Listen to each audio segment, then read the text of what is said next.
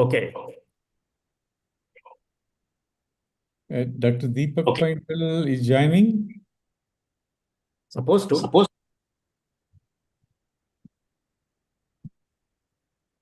Maybe can you check Professor Arjula? Yeah. You I'll may call him. you call him and find out.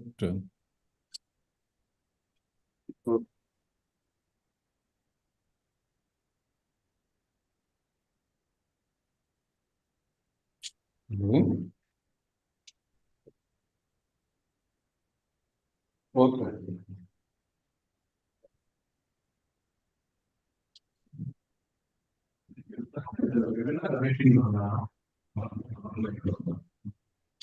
Anand Kumar బాగున్నారా? మీరు mute ఉన్నారు, మీరు unmute చేయాలి. నమస్కారం వెంకటేశ్వర్ల గారు, బాగున్నారా? మీరే yes. I was wondering who was that Paul Maitland. So it is Anand Kumar. That is his surname. That is his surname. గారికి, That's what. రామచంద్రారెడ్డి గారికి, Arjun How are you, Anand Kumar? అందరికీ నమస్కారం. Yes, yes. Good evening, sir. Satyendra, how are you? I'm good, sir. How are you, sir? We do have participants from Lahore also. Is joining? We are online on YouTube, sir. Yeah, okay. YouTube channel is also I'm there. not able to switch off this phone. If I switch off Hi, this phone. Ram. Okay, let me see. After a long time, we are able to see you. Ram Kaundinya. Hello, sir. Yeah. How are you? Kaundinya garu. నమస్కారం అండి. Good evening. Namaskaram. And you're leaving tomorrow to US, no? Yeah, that's why actually I'm running around I last see minute quite a Dr. lot. Deepak Paintal also joining. నమస్కారం కౌండిన్య గారు, బాన్ voyage. నమస్కారం sir. How are you? I think we will start. Maybe Mamata. Dr. Mamata? Yes, sir. Please. Let us start. Able to contact. When you can, I think you can simultaneously start the recording in your local hard drive also.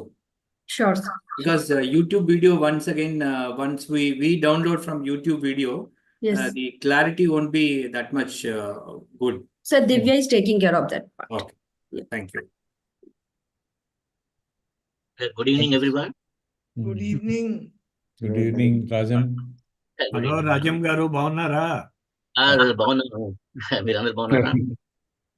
Yeah, nice to see you. Dr. Mamata, you start. Yes, sir.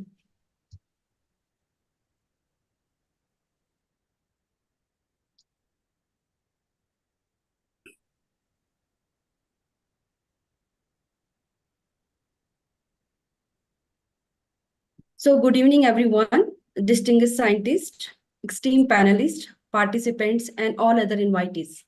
It's great pleasure to welcome you all here today on behalf of Federation of Asian Biotech Association and the organizing committee to this webinar on biotech crop.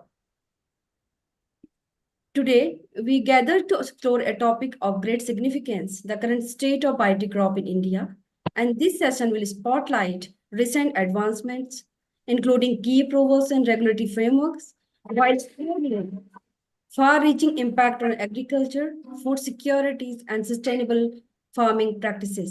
And today, we are privileged to have a distinguished panel of experts with us who will provide a new perspective on the evolving biotech landscape in India. So without further delay, let's begin the session. First, I would like to call Professor P. Redana, Executive President of FABA, to please deliver a welcome remark and address the gathering. Sir, over Thank to you, Dr. Mamata. Good evening to you all. Professor Rajula Reddy, Professor Deepak Paintal, Dr. Bansal, Professor Venkateswarlu, Ram Kaundinya, Changal Reddy, a number of distinguished invitees from academy, from the government, from various organizations, and also the farmers community joining to this very important webinar on biotech crops. It really gives me an immense pleasure to extend you all a warm welcome to this webinar on behalf of the Federation of Asian Biotech Associations.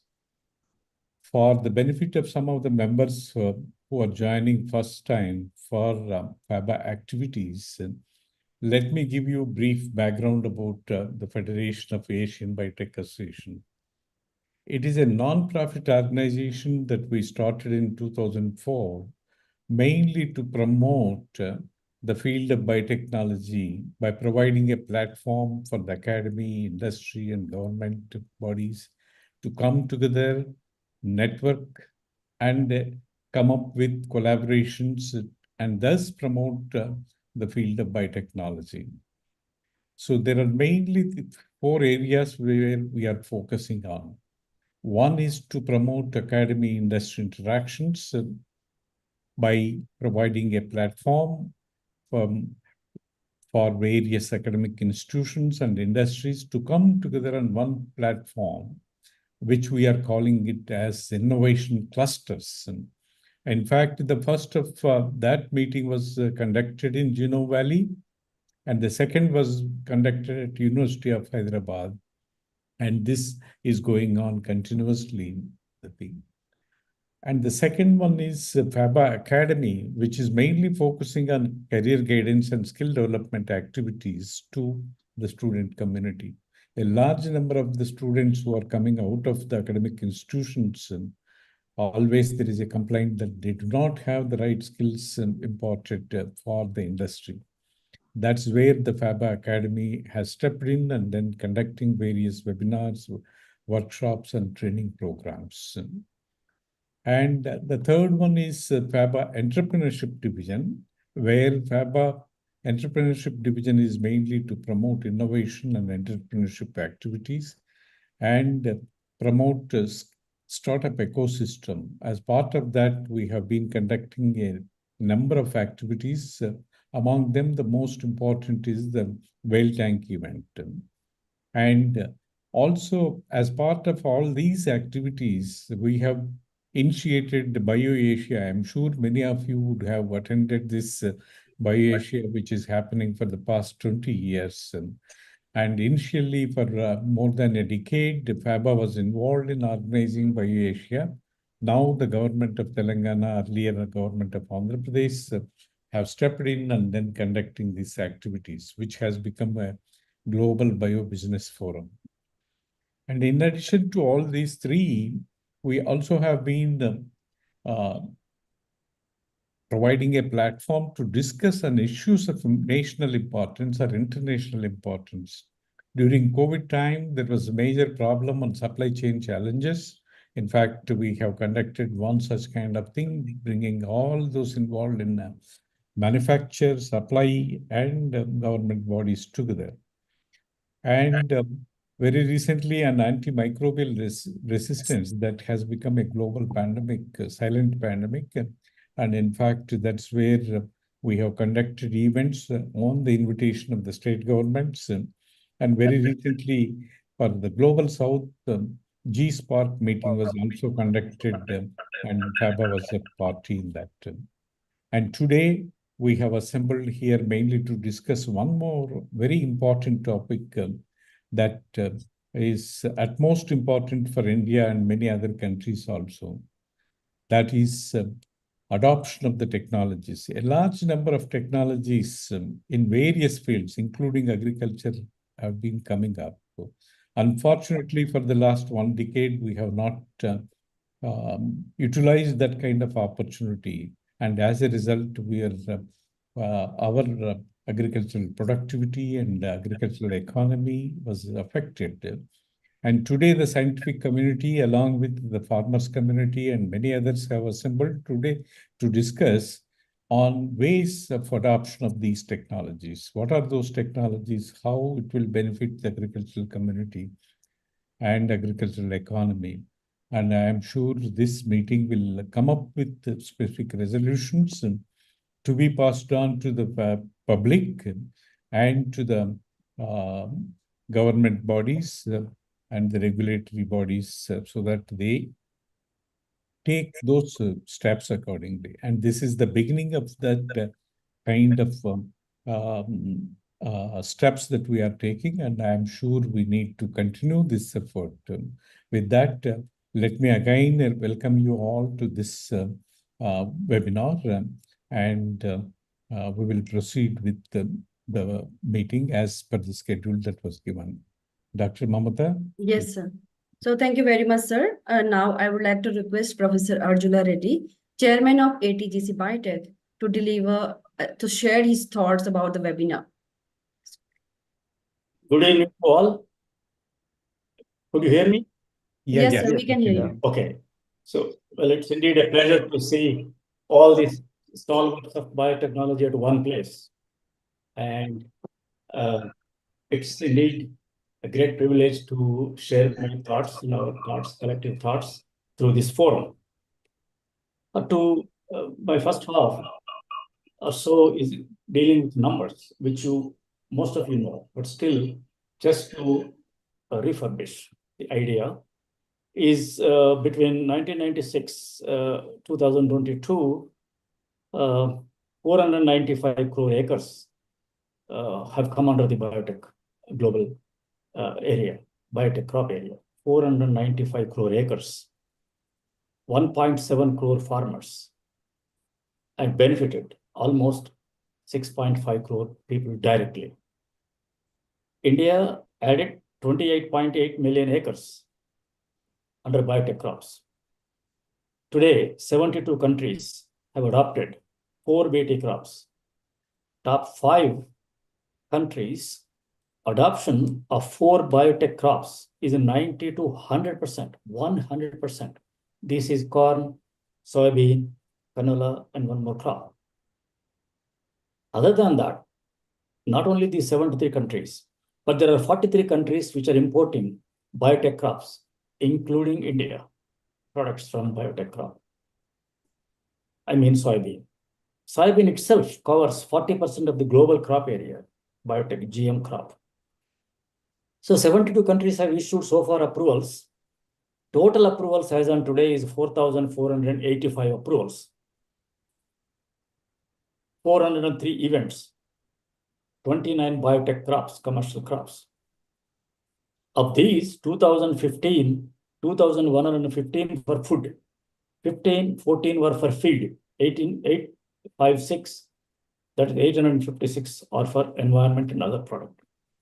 All these are proven increasing crop productivity, conserving biodiversity indirectly, providing better and safe environment, avoiding insects, pesticides, insecticides, fungicides, nematicides, etc. Also reducing carbon dioxide emission overall, and economic upliftment, 17 million farmers so far. India has 28.8 million acres under biotech crop, and that's only one crop. If we adopted other 4 crops, you could imagine what would be its impact on Indian agriculture and farmer welfare. What would have happened? We have only one crop, and we are number 5 in the world in the rankings. One crop. Imagine all our 4 major crops. We would have been number 3 or 2, or even 1. So denial of this technology has costed India quite a bit. And important thing here is biotechnology risk assessment, biotechnology crop risk assessment was viewed from the viewpoint of risk, not from the benefit. So evaluating a biotech crop or new genomic technologies crops, genome-edited crops and so on come under that flag. Now denying, looking at this biotech crop regulation through risk only itself is a great risk. What happened to the benefits side of the technology? Which one outweighs what?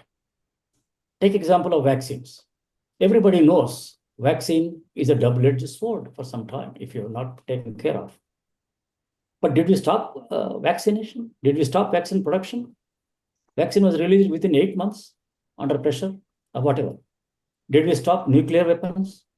Did we stop very harmful insecticide, pesticides, which is causing a severe burden on environment? No, because benefit far outweighed the risk. When the biotechnology issue comes, we are looking at it only from the risk point of view.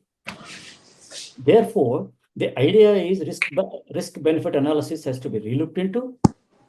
And we have great examples. We have hesitated for BT technology. We've developed it. Bangladesh is benefiting out of it. This is one example. And there are a lot of other examples too.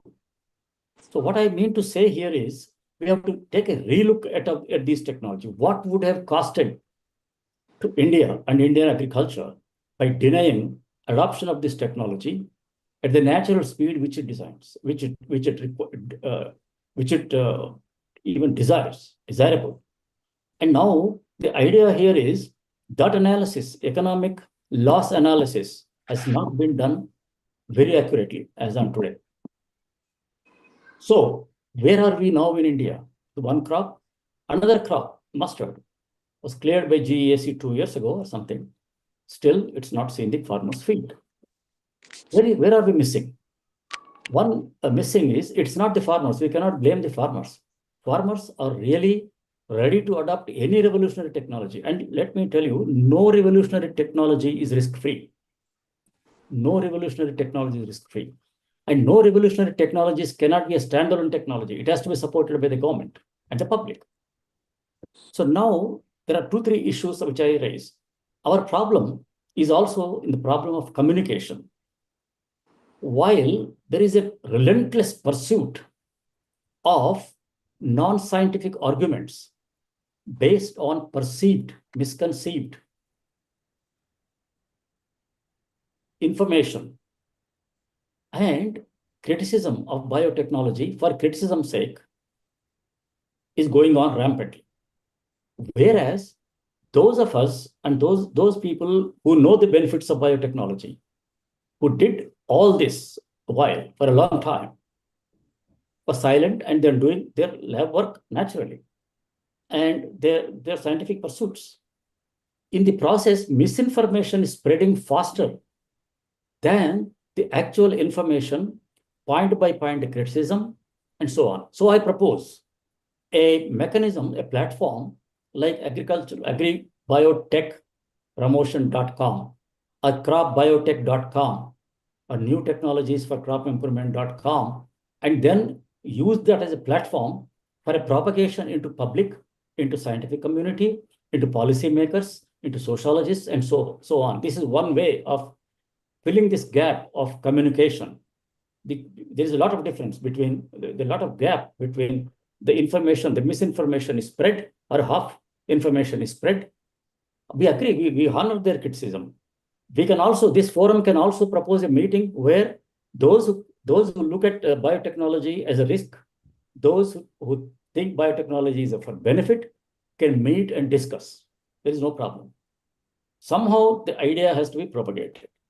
So this is what my theme is here, because new technologies are developing very fast, gene editing, driving, so on. So many things are coming. And we have gone to the extent of questioning the scientists who developed a crop through genetic means, through crossing for herbicide tolerance, through genetic crossing, nothing to do with biotech. But yet the government, the public, some people have sued them. So there are probably it's not informed properly. Information did not go through them. So, I mean, rice, take the example of rice. It is the most human intervened crop today on planet Earth. So many crosses, so many genetic approaches, so many mutation selections, so much interference with the interventions to improve the rice production on various values. Yet we are eating. Where is the problem? I mean, 70 countries have approved and billions of acres cumulatively.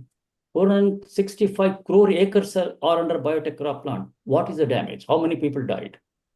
Diversity, biodiversity is an evolutionary scale of biodiversity is millions of years. And most of the information on biotechnology is a perceived information, predicted information. We can do research only on the biodiversity also. There are labs are doing it. There are ways of mitigating this biodiversity, risk of biotechnology in terms of biodiversity erosion. But there is no concerted effort to come out with these facts and figures. So we need a cropbiotechfact.com where we can give platform open and let's see how it will spread. It is not to condemn anybody or not to disrespect anybody, but we have to talk science-based. We have to make science-based arguments and science-based answers. Ideological answers will not do. Emotional answers will not do. So therefore, in order to strengthen our idea, we need this platform. We need some kind of a platform which will come out with at the end of this. Thank you very much for your patient hearing. Yeah, thank you very much, sir, for your sharing your views and valued word. It is now privileged to invite Professor Deepak Painter, former Vice Chancellor of Delhi University, to deliver the keynote address. Over to you, sir. Hey, Deepak. I don't know if it is going to be keynote, but I'm glad to meet all the old colleagues whom I have not met for a very long time. I was indeed very surprised when I got a phone call from Arjula. And so it's good to get some of the friends together. What can I say? The voice band ho gaya, sir. Can you hear me or not? Yes, we can hear Yeah, you. it's clear. Let me see if I can. Yeah, now it is clear. I think earlier it was Is it- muted, sir. No, it's Now clear. Is it is fine. clear? Yeah, it is clear. Okay, Yes. good. What I want to bring to the attention of colleagues is how the judiciary has taken the mustard case. They took almost 2 years to give their judgment, and the judgment turned out to be a split judgment in which one of the judges has given the judgment that all the processes and procedures are seem to be okay with the release of mustard, which was done in 2022 October. And he says that we should go ahead with the release with some of the stipulated conditions of doing multi-site trials and doing some trials with honeybees and so on. On the other hand, Justice Nagaratna has given a very negative judgment, and she has said that I wrote to the minister, and I did. Right, I wrote to him when SDN1 and SDN2 were accepted by the government. I thought that was a good occasion to remind the government that there are some other technologies also which could be useful.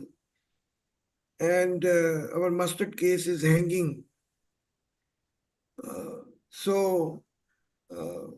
And basically it was something on honeybees, where there is so much of data and information, because this technology, the 3 genes that have been used are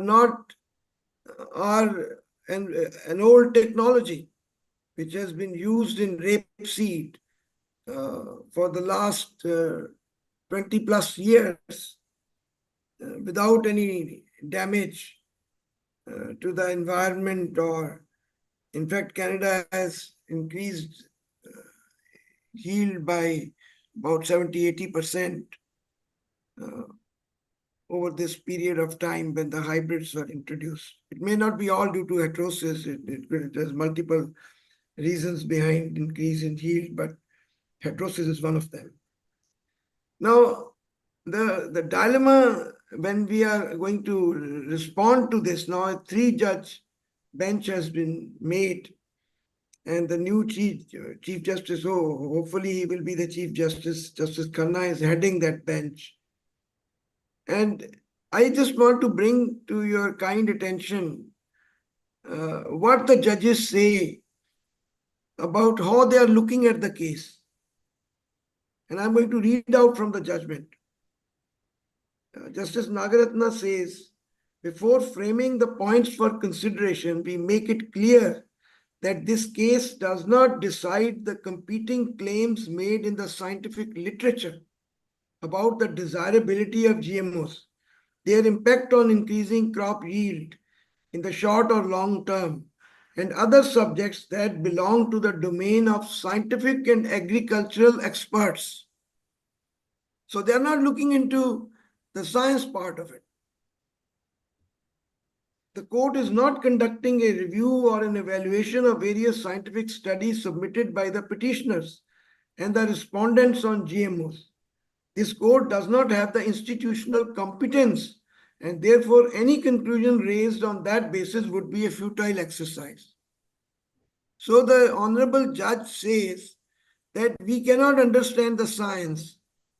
That should be left to the experts. And yet if you see it, this whole technology is nothing but science. Recombinant DNA technology is science.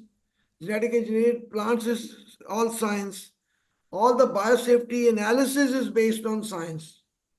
Toxicity, allergenicity, whether bees visit, what is the productivity in the field, what kind of randomized trials we should put in. This is all in the realm of science. Justice Carroll, who backed us up, also says the purpose of our adjudication is to satisfy our judicial conscience on the subject of critical public interest.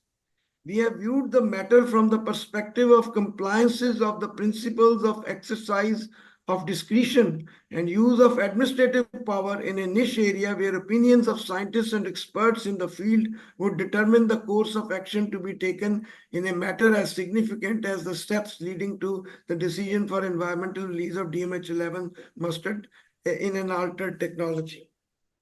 Now, my question is as following. If they cannot decide on science, they're not competent. And they say that we are only going by the process. In the process, DMH11 and its parental lines were given a clearance for environmental release in 2017. In the 133rd meeting of GAC, it was cleared. And then some ministerial pressure came, or some activist pressure came, and they said, go and do some honeybee and soil analysis. Now, we had already done soil analysis in one of the best labs in IMTech. We had already done bee visitation had been observed and recorded in the BRL trials. And there is no record in the last 20 odd years, either in Australia or in Canada or in the United States, that anything goes wrong with honeybees.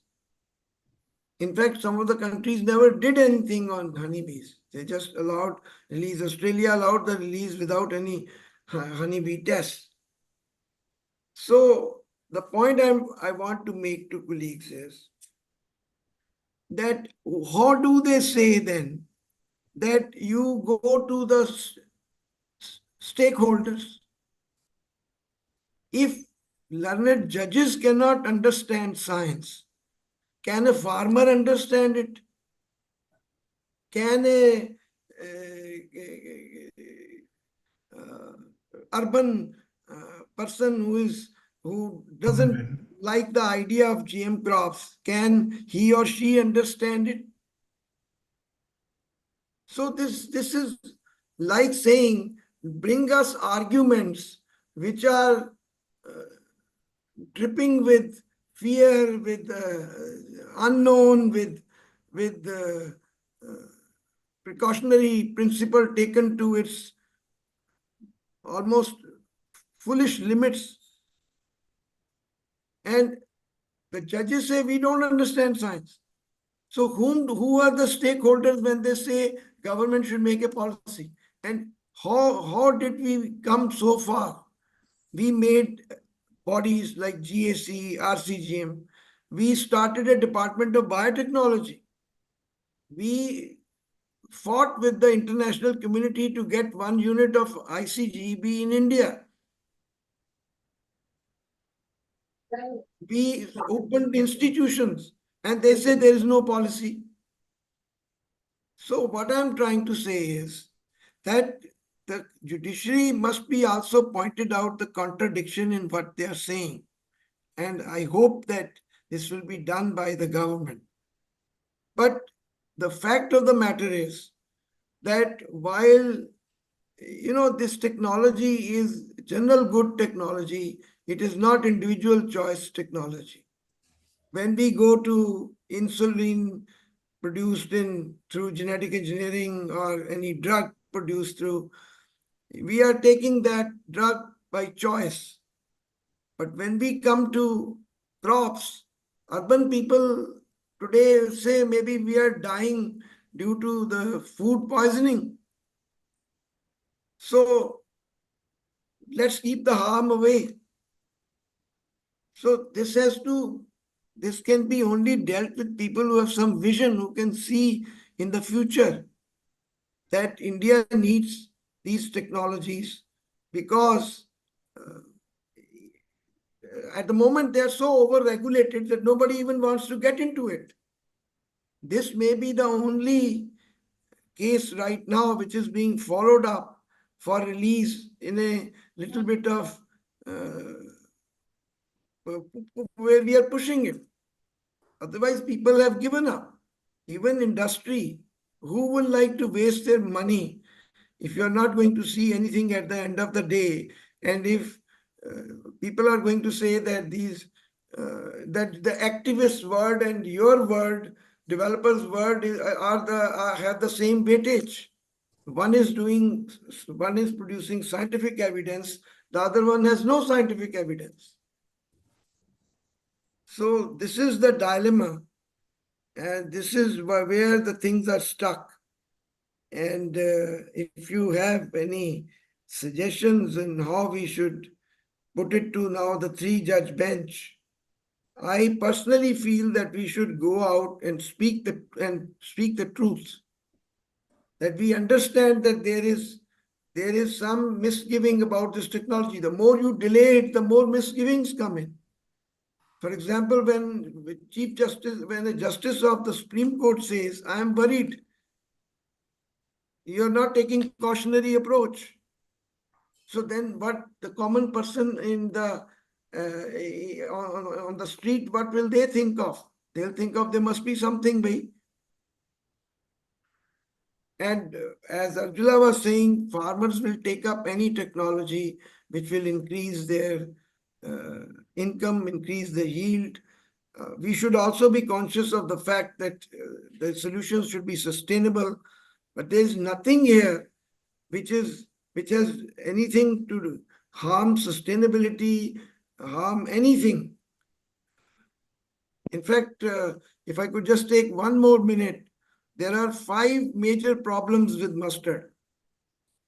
Alternaria blight, there is no germplasm within Brassica relatives or within Brassica juncea, which gives resistance to Alternaria. So you will have to think to bring in genes from some other plant system.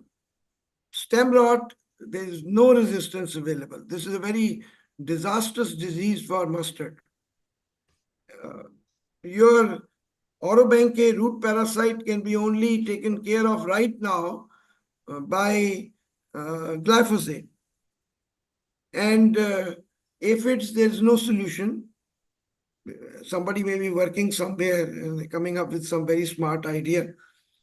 But you can see that these 4-5 problems, white rust can be tackled by germplasm, because in the primary germplasm and secondary germplasm, there's a lot of germplasm available which has resistance. So you need to have a bigger recourse, or you need to have a bigger ability to tackle some of these difficult problems with our crops if we want to increase their yields and improve the sustainability of our agriculture. So that's all what I want to say. But there are contradictions which these high-flying people are not understanding.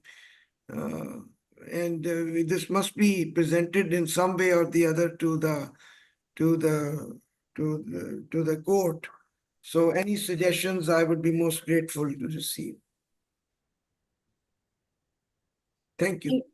Thank you very much, sir, for sharing your views and addressing such a crucial and key points.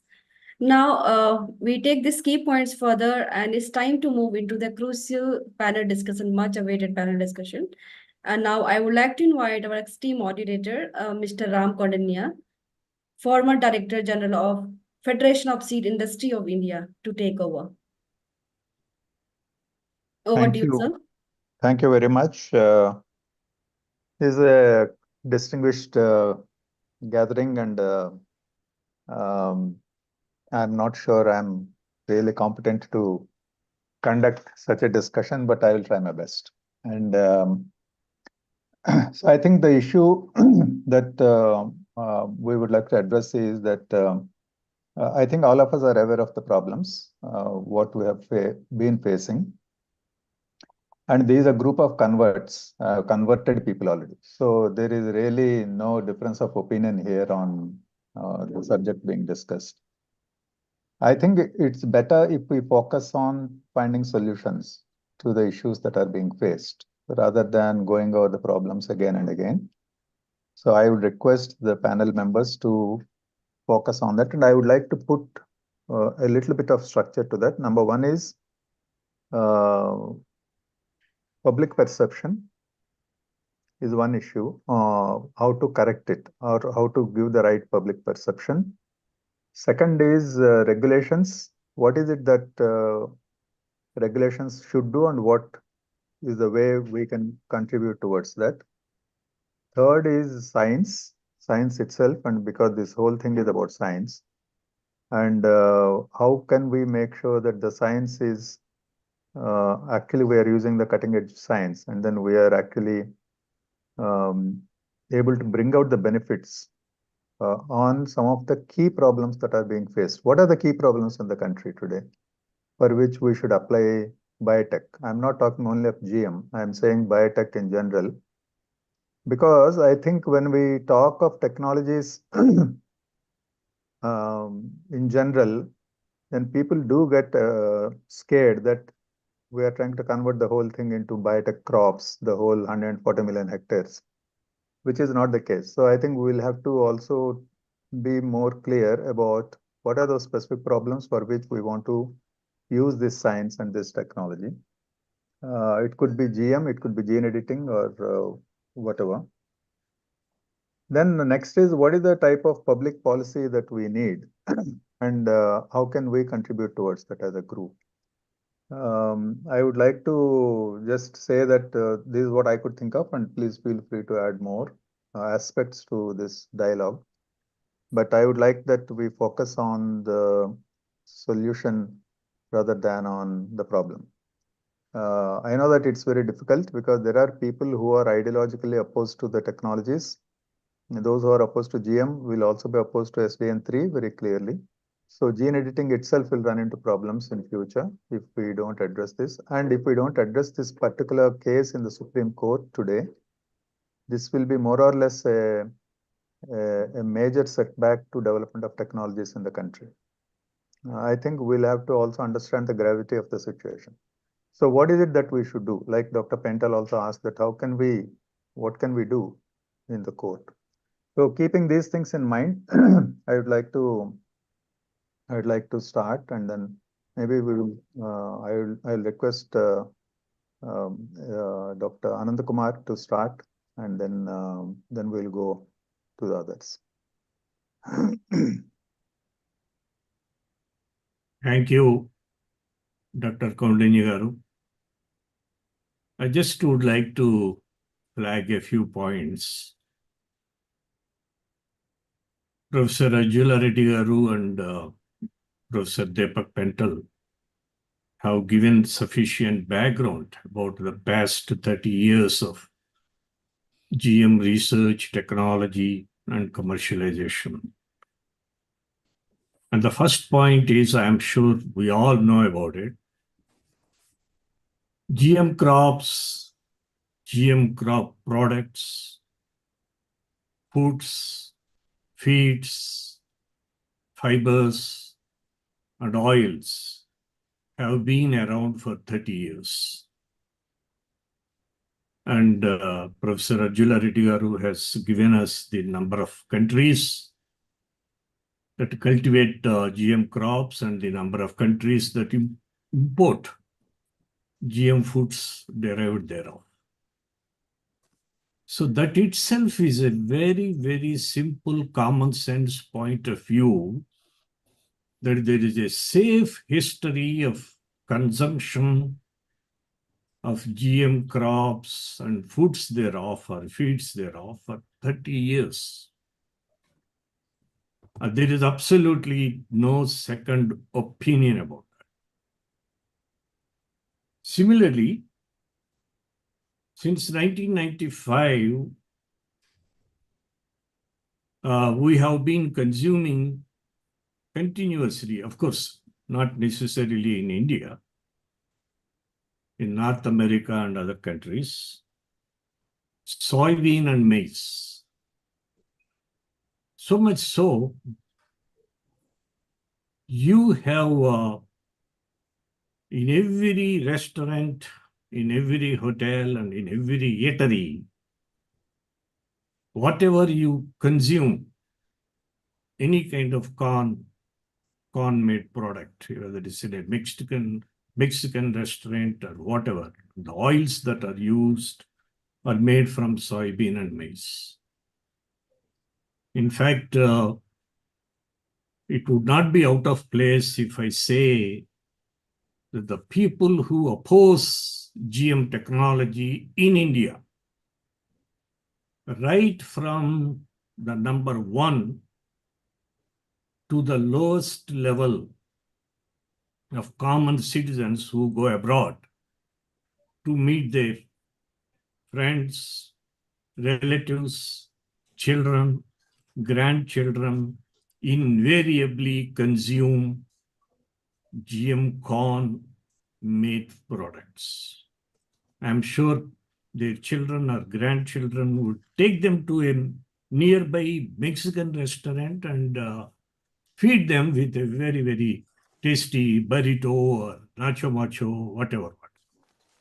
And the same people, men or women, when they come back to India, they become staunch, stubborn, and trenchant critics of GM. Can any one of them deny this? Absolutely not. No one can deny this. And the other point is third world countries like Nigeria, Kenya, Burkina Faso, Ghana, Bangladesh have commercialized GM crops in the past few years. Nigeria, in addition to growing BT cowpea, now cultivates maize. Similarly, very few months back, Ghana has approved commercial cultivation of BT cowpea. Third world countries. Can't we learn lessons from our third world developing countries' brethren, the way they are going and the way we are going back in a reverse direction? These are some of the points actually the concerned people should bring to the attention of the honorable judges in the Supreme Court. And the Supreme Court asks us to make a policy for GMOs or GM crops. Since 1993, when I have come back from Germany after a stint of Humboldt Fellowship and joining Biotech Center IARI, I have attended, I have participated, I have seen scores and scores and scores of workshops, conferences, symposia, brainstorming sessions, RCGM meetings, GGAC meetings, expert committee meetings, where the policy has been discussed threadbare. What else new you are supposed to develop in a novel direction? A new policy other than what we have formulated, enunciated in the past 2 or 3 decades? This is another thing we should tell the Supreme Court. We are not doing anything de novo or afresh. This is a result of threadbare discussions in the past 20 or 30 years. The other thing is, I would like to appeal to some of the like-minded people, my erstwhile colleagues, my friends who have retired from government service, to have a forum to drive forth, to drive home the point that the government of India should take GM crops out of the ambit of regulation, absolutely out of regulation, based on 30 years of safe cultivation and consumption. At least it should be made applicable to 25 crop events or multiple events in 25 crops that are being cultivated elsewhere outside India. Enormous amount of biosafety data, environmental safety data have been generated for those events in those crop species. So why can't we request, persuade, cajole, or force the government to take GM crops of this nature outside regulation? There should be a forum, platform, especially from retired scientists, retired members of committees in DBT or GEAC or whatever, and they can stick their neck out. While in service, you all know why people are hesitant, why people do diplomatic acrobatics, gymnastics to speak the truth. But at least those people who came out of government service, retired people, should take up these cudgels and make this platform and educate the people right from, let us say, vernacular languages to Hindi, English, and so on, different media. Now we have very, very powerful social media, online media, and convince the common man and also the topmost bosses in government of India who really matter, including legal system, to look at this point objectively, judiciously, and with logic and rationality. Another thing, another point in support of my contention is, we all know for the past 7, 8 or more than 7, 8 years, there is a rampant cultivation of BT, HT cotton all over the country, Gujarat, Rajasthan to Tamil Nadu. And some reports say 50 to 60% of Indian cotton, GM cotton, is illegal. GM, HT, BT cotton. And GEAC was also in the knowledge that a couple of events of brinjal have infiltrated, percolated from Bangladesh to India. And if not very extensively, I am sure BT brinjal is under cultivation in many, many states. Have there been any mortalities, any adverse effects on health in any population or sections of population? This is something we should try to bring to the attention of the courts and also the policymakers and the topmost scientific regulatory bodies in the country. I think these are the 2 or 3 points I thought little out of the box thinking. Some people may disagree with that, whatever it is, but let us at least give an inducing thoughts to this. Thank you very much. Thank you, Dr. Anandakumar. I think so far we have got some suggestions. One is that scientific communication, science communication to the general public and to legislators, to judiciary and multiple stakeholders. Dr. Arjula Reddy also suggested that we have a platform for this purpose, and Dr. Anand Kumar is also suggesting the same. So that is one area that has come as a good suggestion, a solid suggestion from our discussion. And of course, what is to be communicated? I think both of you have said quite a lot of points. I think that can be brought out. The second thing Dr. Pentel said is also that what is to be done in the Supreme Court. I think that is also something on which there needs to be some clarity, that in what way this group, suppose there is a group, can this group play some role? And in Supreme Court, there are 2 points. One is the mustard case. Second is the policy on GM crops.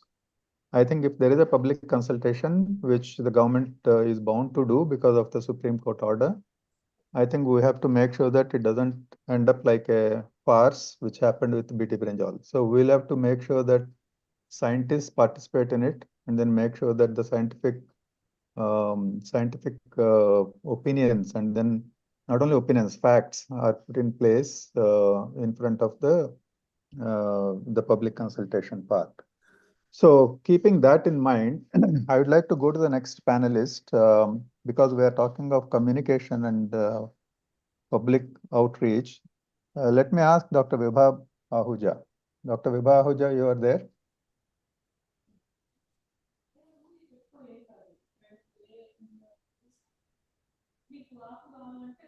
Hello.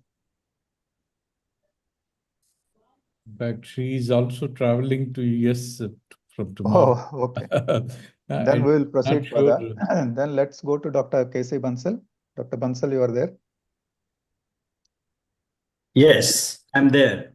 Yeah, Dr. Bansal. So your opinions, your points on this. Thank you very much. As you all know, probably that I'm, already there, trying to do what are the best we can for this particular case, as Professor Deepak Pentel just mentioned. But in my intervention at the moment, I would like to give my points for, I call it as strengthening our GM portfolio, GM research, or reviving, the whole kind of strategy of GM crop development. And we need to do anything and everything to revive and strengthen, lest we, miss the bus. So I must thank you, of course, Dr. Reddy first, to give me this opportunity and to organize this, and Professor Arjula Reddy and all others, those who are there for the organizer's point of view. So, in fact, what I would like to still remind our friends, that GM crop strategies, technologies will always remain important for crop improvement. And very rightly, as mentioned, by Professor Deepak Pentel, in some of the crop traits, we don't have germplasm resources available. So conventional breeding is out of question. He mentioned about mustard. There are other crops as well, including, of course, cotton. We have currently BT cotton in progress, as you all know, in our country. Many other examples of such crops and traits where we have to resort to, not even, for example, gene editing, we have to resort to GM technology. So therefore, we must make all efforts, whatever we can, to strengthen and revive it in our country. So I call it that way. And second, with regard to biosafety, everything we're talking about it, people are concerned about biosafety, and so are we as scientists. And that's what, in fact, at times Dr. Deepak Pental reminds us that we were only the scientists, really speaking, who brought in regulation, not anyone else. We were not really speaking, given any kind of a top order from politicians or otherwise, the policymakers, that we should go for it. We scientists alone, all know Wahlberg's, Ashley Moore conference, and, all that we came into this kind of a game plan of biosafety regulation, which I believe is very important. We must continue with it, actually speaking. But the only thing is, it must be very, very efficient. And I will come to that point as well in a minute. And therefore, with regard to the biosafety, previous speakers have also reminded us, for the last about 25, 28 years, 30 years, 4,400 risk assessment studies have been carried out. All those countries, more than 70 countries, those who are really consuming, cultivating, using crops almost in their daily food or, feed. So, and in India, again, of course, more than 200 million hectares globally, as Professor Arjula already mentioned. And also BT cotton, 95% adoption in India. We have seen the advantage. It's a big success story. I read all the time in the newspaper against it, but nevertheless, we all know it, more scientifically speaking, that there's a big success story. The whole world is talking about it when we talk of BT cotton in India. So I don't have to go into the details of it. So therefore, my first action point, so I'm going to suggest, with this little background, 5 action points, to really speaking, revive or strengthen and to still cultivate the benefits of GM technology, keeping in mind, as was just mentioned about other countries, including even China, those who have, right from October 2023, they've increased their kind of release, environmental release of some of the GM crops, varieties running into hundreds. So my action point, therefore, would be, first of all, that we must try to impress upon Government of India, and here particularly I'm talking of Ministry of Environment and Forest, to release all those pending events of crops which are there. As per the procedure, of course, I don't want to cut short any kind of procedure which is already in place. We must respect it, But the point is, there are about, to my knowledge, 16 crops, even could be more, and more than 80 events which are in the regulatory pipeline. So can we start with, even for example, HTBD cotton, can we commercialize it legally? So idea is, can we make this regulation release of environmental release more efficient? And this action point is for Minister of Environment, particularly GAC. Second action point is with regard to how do we deal with a lot of activists talking against GM, anti-GM lobby. And here my really speaking message is, we should leave them alone. Let's not do anything. Let's not try to educate them. Let's not try to say anything to them. Any kind of rebuttal is not required, according to me. But what is therefore required? We must try to increase still awareness. It's very important to college students, to school students, to university level students, to the society, public at large. We must try to arrange public lectures. So we must try to effectively communicate the science behind GM crops the way it is, nationally, internationally. And here, therefore, I suggest the second point, it should be done primarily by Government of India. So therefore, second point is also for Department of Biotechnology, Government of India, ICAR, ICMR, all the FSSAI and others, those who are really promoting biotechnology in our country. Professor Deepak Pental reminded us that we have got everything in place, So Government of India is promoting it. So the second action point is for all these people and for all these agencies to organize lectures by experts, and try to educate the public at large and increase the public perception, enhance the public perception. Then only we will be able to send a positive message, about the technology. The third action point is, which I'm suggesting here, a collective action by all science academies in the country. All science academies in the country, we are all scientists. We must respect the science, not only for GM crops, I'm talking about it in general. Science, leads to growth and development of any nation for that matter. Particularly agriculture, it gives us even more, kind of return over the money which we invest, in general. But of course, GM crop, we are talking about this technology. So a collective action by these science academies, again, to prepare the educational material, and distribute it, in simple language, because they have all the best scientists, of the country as members of these academies. With all facts and figures, they should prepare that kind of material, and they must try to also organize press conferences on a regular basis, periodically, to make people aware. That's one of the agenda. So in a way, they're supporting the government. But this is the third action point I'm suggesting for the science academies. But also, science academies must do one more action, which I'm suggesting here, is to do some kind of a socio-economic analysis in the country, which has been unfortunately never done. We are really being lagging behind. We have no words to say anything about disadvantage, even to BT Cotton. Others have done it from outside India. And I've been talking about to our own agricultural economists in our own National Academy of Agricultural Sciences. So these academies must do that kind of analysis as well. My fourth action point is we must try to activate NGOs, those who are otherwise vocal, those who are otherwise, science driven, those who believe in science, and farmers group, farmers organization, for them to help educate the village level workers and women farmers more, of that level people, in their local language, through newspapers, through publications, through organizing some local level meetings at the panchayat level, whatever the best they can, So we must try to, we have to, as group, kind of play that big role.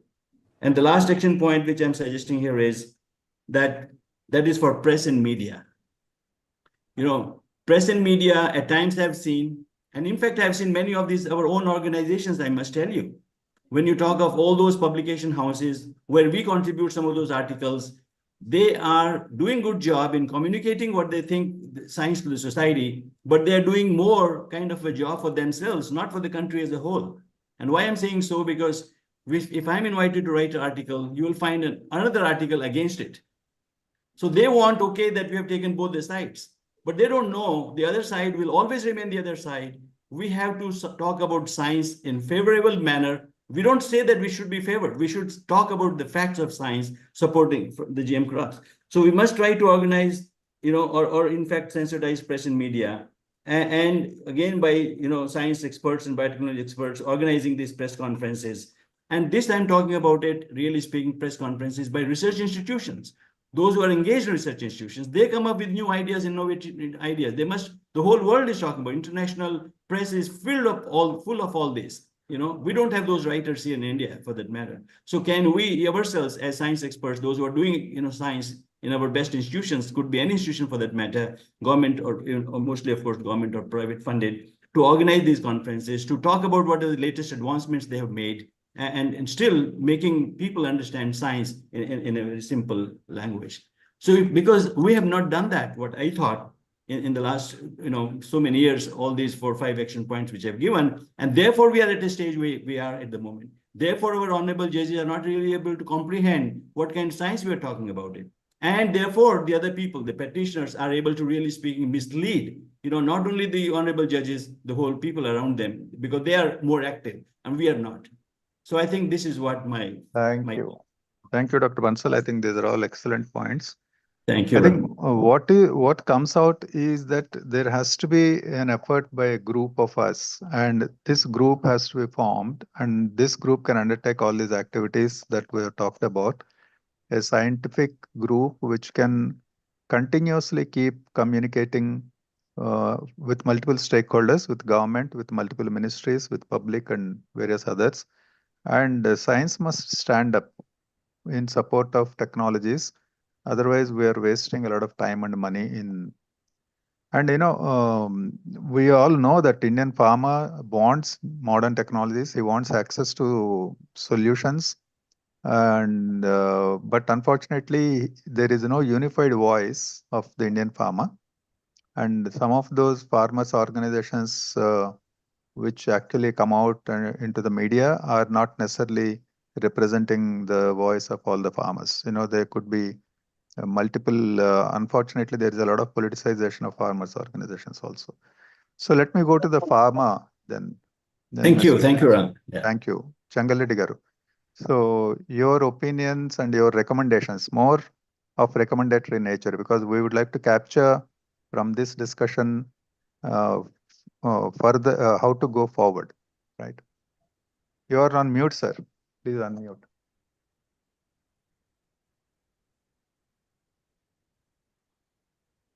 Hello, everyone. Really good to see you all. This is Vilu here. Can you hear me? Oh. Vilu, I think Mr. Changaledi will speak. After that, Vilu. Okay, no problem. Thank you. Is it? Yeah, now we can hear you. Please, Changaledi. Am I audible? Yes. Okay. There is not much to discuss. I am not. I have been trying to. I have pleaded in the Supreme Court case way back in 2007 onwards. I have been working and we are trying to do. So as far as farmers, there are two things here. One is the Supreme Court case. I think we need to take up some action immediately, some sort of because otherwise there is no time. If this mustard case is not immediately released, approved by Government of India, I don't think in near future any other technologies will come. Whatever money given by government ministries and all that, whatever the ICR research, other things, they will all be closed. As of now, most of it is closed, and nobody knows what is the amounts given to biotech research in the last 10-15 years, and the results hasn't come forth, and nobody is bothered. The people who gave money and people who are doing research, everybody is keeping in their shell.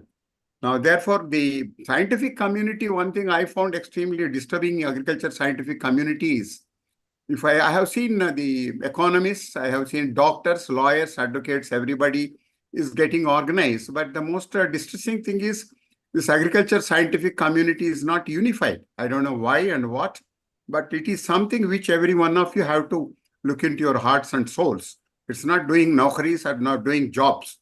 It is very disgusting because I have seen how the medical faculty, how medical industry, doctors have fought during the COVID. How is that you agriculture scientists haven't fought for farmers?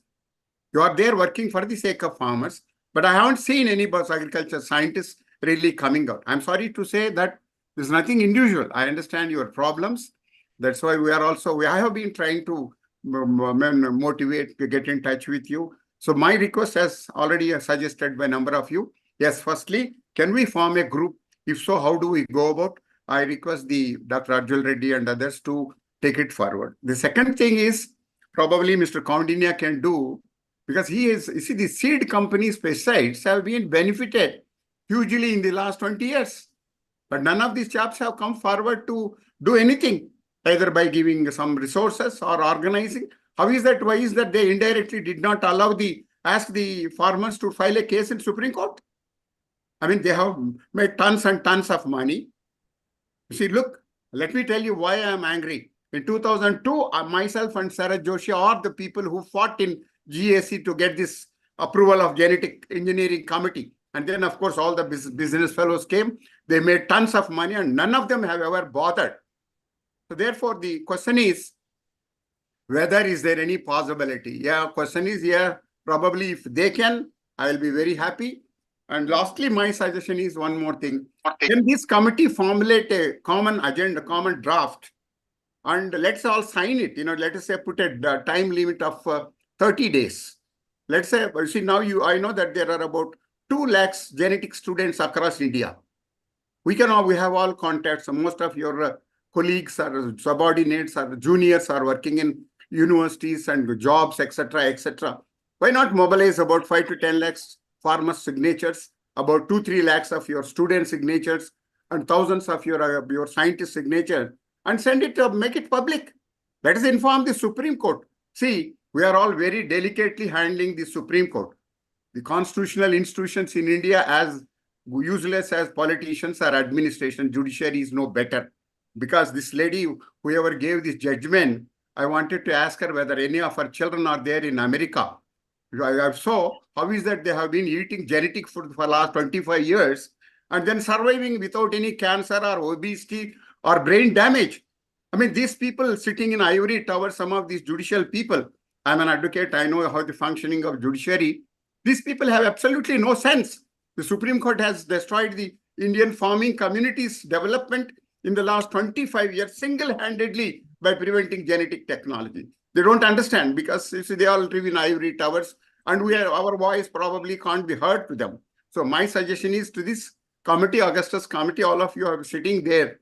Let us prepare a draft Don't take time, go on discussing and analyzing. There is nothing for you and me to analyze.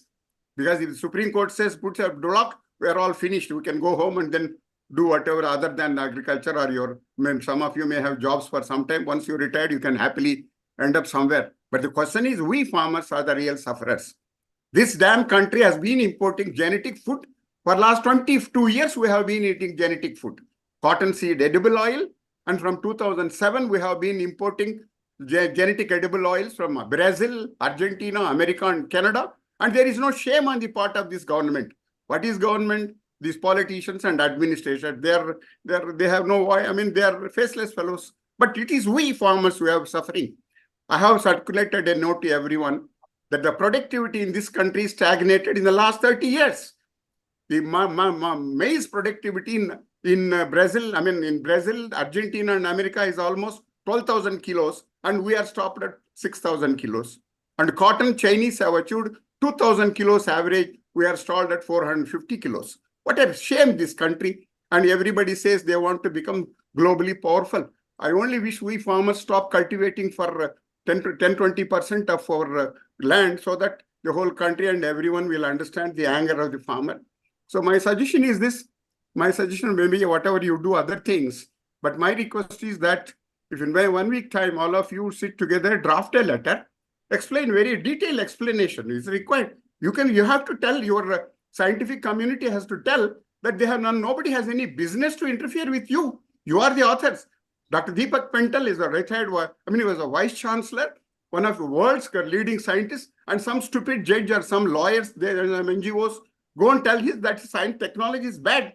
If I say that your judgment is stupid, what will the Supreme Court judge says? Now, these are all double standards in this country. Do you know, most of you should know that this Indian judiciary, these two fellows adopt American Supreme Court judgments. But why is that we are not adopting American agriculture technologies in India? They don't. You want defense equipment from America. You want your mobiles, you want your cars, you want your every damn thing from America, Japan, and Germany. But when it comes to agriculture, all sorts of stupid and idiotic things are being placed. And unfortunately, the misery of this country is the so-called farmers, even though they are millions and trillions, they are bloody voiceless. Because I'll tell you, as somebody was telling, we our farmers have been hijacked by the so-called lousy political farmers. These jogger rogues, you see what happens. If they are in politics, they say, if they are in ruling, they say good. If they are in opposition, they say bad. Now, unfortunately, we farmers, we have no independent voice. So my suggestion is this, that prepare a common this thing. And then lastly, one more thing I want to ask all of you scientists. Why not each one of you contribute some money, implead yourself in Supreme Court as a scientific community? Tell the Supreme Court judges that they have no business to interfere in your agriculture technology. You are the bosses. You are the people who have right to tell that you should assert yourself. I'm sorry. It's not that I'm this thing. I have tried all these years. I have been an activist. Something has, anyway, I only hope that I am very thankful to some of my friends who have initiated this. And let's continue. Thank you.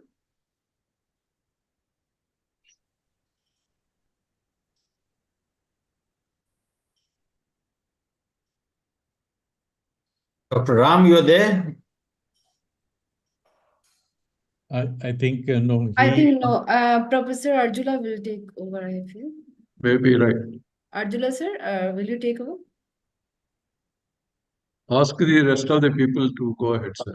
Yes. Sir, you please unmute yourself. I think Mamata, you go with. Mamata, you can take care. Yeah, as per the program that was given. That will be good. Who is next? You have the list. You have the list with you. Just go on in the same sequence. Sure. Yeah. That's good.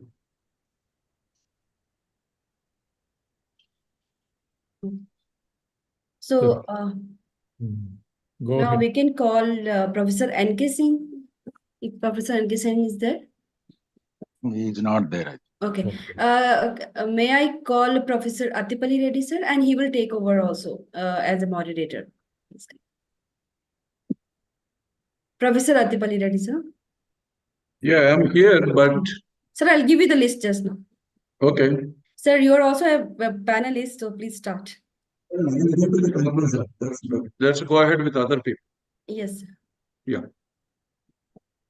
Who are others? Dr. Satyendra Kumar. Is He's a there? scientist from Indian Council of Agriculture Research, Indian Institute of Rice Research, IIRR. Yes, Are he's you there, there. doctor? He Yeah. joined. No, he is already joined. Satyendra, you are there, na?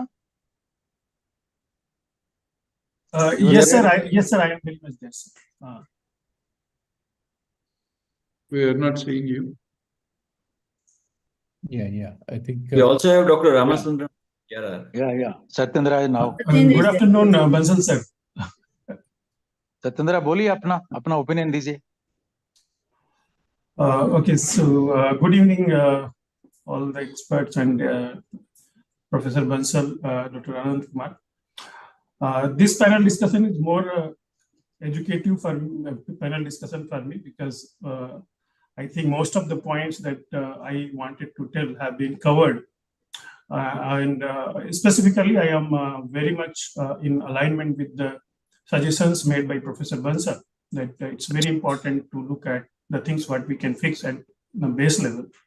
And taking this discussion from GM to genome editing, because what I understand that it is for more of biotech crops. So I would like to just give a brief of what in genome editing field we are doing at in the Institute of Rice Research and also in India where we stand. So right now we have got 3 events which have been exempted by IBSC and RCGM, and at least these 2, one from IERI New Delhi, developed by Dr. Vishwanathan. It's a SDN1 genome editing event, which is now in ECLIP trials, and it is in the 2nd year of testing. And at the same time, the genome editing genome editing line developed at Indian Institute of Rice Research also. It is in the 2nd year of testing, and we are hopeful that this would be one such biotech product which will be probably made available to farmers at the earliest by next season. But what is important for us to understand, and before that, now recently I got to know that Dr. Naveen Mist's line also it has been exempted by RCGM. So soon it will also enter to ECLIP trial, and the line is for low glucosinolate content. So this is what, as far as genome editing is concerned, I would say that the policies have been quite favorable, at least for SDN1 and SDN2 genome editing, and not only the policies, but also the funding support has been good from ICAR and also from DBT. But this genome editing has its own limitation. It's not the silver bullet that my director, Dr. R.M. Sundaram, also says, and I completely agree that there are quite a number of problems for which we do not have solutions that can be addressed through genome editing. For example, insect resistance, not only in rice but in several other crops, we do not have very good candidate genes, and we need to look for the genes cross kingdom or the cross species, and it's necessary for researchers and also for policymakers that we will have to knock the doors of the GM for if we need to find long-standing solutions for these problems. Genome editing cannot, it's one tool, but then it has to be complemented and supplemented with the GM for several of those problems. And of course, for genome editing, there are a few more challenges that we have been discussing, and all of us know the biggest challenge is IPR, and all these technologies which are now under protection, and the foundational patents are with the 2 institutes, Broad Institute and UC Davis. So it is also important for Indian researchers to develop indigenous tools, and those tools can be made available to researchers in India. But coming back to, this is all about the genome editing, but then certainly we need to popularize and also convince the policymakers different ways. I do not know, it may look childish, but then probably making small videos, the kind of stories in a very easy language, and which is not too much scientific, but then good for students, like Dr. Bansal suggested. It's like we need to work at grassroots level. So probably we can display those videos in schools, and also demonstrating to farmers. That is one thing that we have done on genome editing, that we have been bringing farmers, and they have seen all the genome editing technologies, and they are very much excited. So they speak more than what we speak. So these are my few suggestions, but then, as I said, it's more educative webinar for me than giving my suggestions. And in fact, I am learning from all my seniors. So thank you very much. So let us all congratulate Dr. Satyendra for coming up with the genome-edited crop and putting it on the field. Thank you, sir. Next Professor B. Venkateswarlu is there. Yeah, I'm there. From Agri-Biotech. Yeah, actually, I just want to have 2 points. Number one is that if you see what transpired in Supreme Court, Madam Nagaratna Justice said that, in the course of the arguments, that, she said that although she does not know the science part, as Dr. Pentel said, but she did read about the, public perception. There is some environmental effects, there is a loss of biodiversity, all that she learned, and she said all that that means how she has understood this, because when she was in Bangalore before moving to Supreme Court, she was reading the local newspapers, whether Hindu or Deccan Herald, whatever papers, for over years. And all these newspapers, you find many times the articles which are, pro sort of, environment, and without really giving the other side of the benefit of this. And one lady, one Asha Kuruganti, who is very often, campaigns for this anti-GM, she herself singularly wrote 1,000 articles in the last 15 years in all the leading newspapers of India. Recently, somebody told me the statistics, from Indian Express to Times of India to India Today, down to everywhere, almost regularly. Now, such a barrage of information, obviously it will go into the minds of judges also, it will go into the minds of bureaucrats also, it will go into the minds of parliamentarians also. So that is where we are. It's a rather an unequal, unequal fight. We are not really communicating at all. Not only we are not communicating the right thing, but our communication is zero, I would say. How many of us have actually written in a very simple language which an ordinary reader can understand in a leading newspaper, be it in North India or South India, that, what are the plus and minuses and why whole world is adopting, and what are the benefits that have already accrued to our farmers in India. None of us, because we conduct meetings, we bring proceedings, then we go away. I think this won't be enough, So strong public opinion has to be created. And for that, we have to make some concerted efforts. Whether this committee will do, or, we have to have some professional writer, whatever it is, that is very important. Including judges. Judges are also part of society, They also have their opinion, make their opinion based on what is happening in the society, what is being written and all. This is one point. The second point is, the biggest weapon would be the farmers themselves. You see how the farmer law have been taken back by a very strong person like Modi in just 6 months.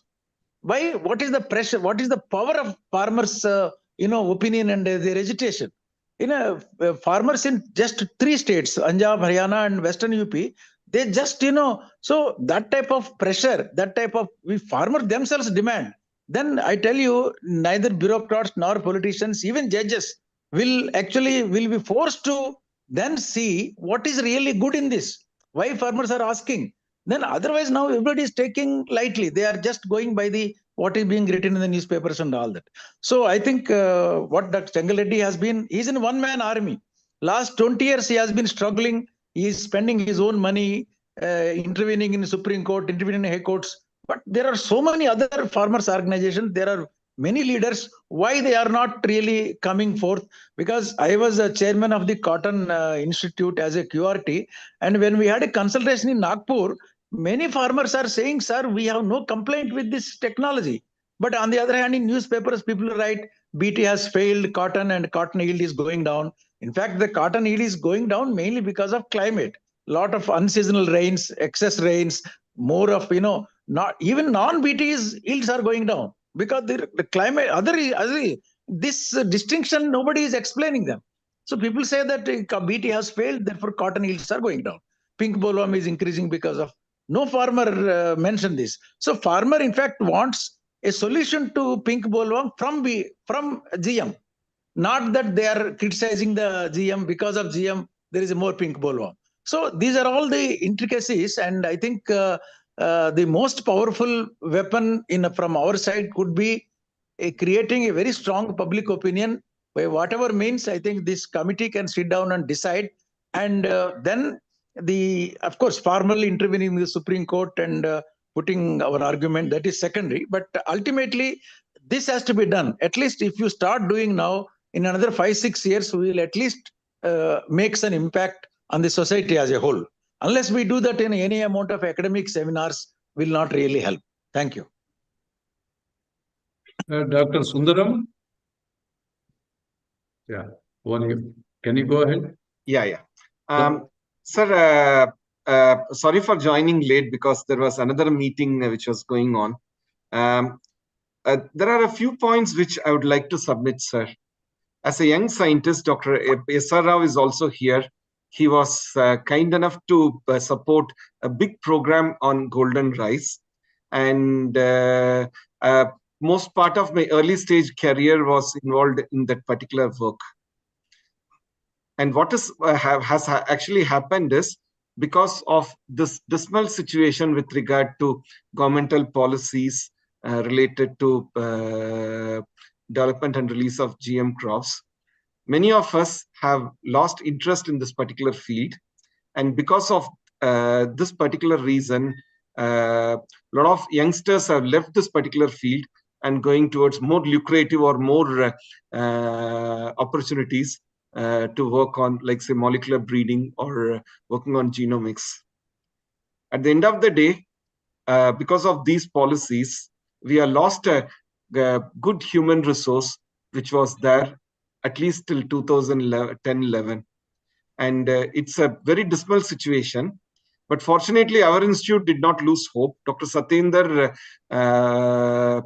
continued working on various aspects related to genetically modified crops.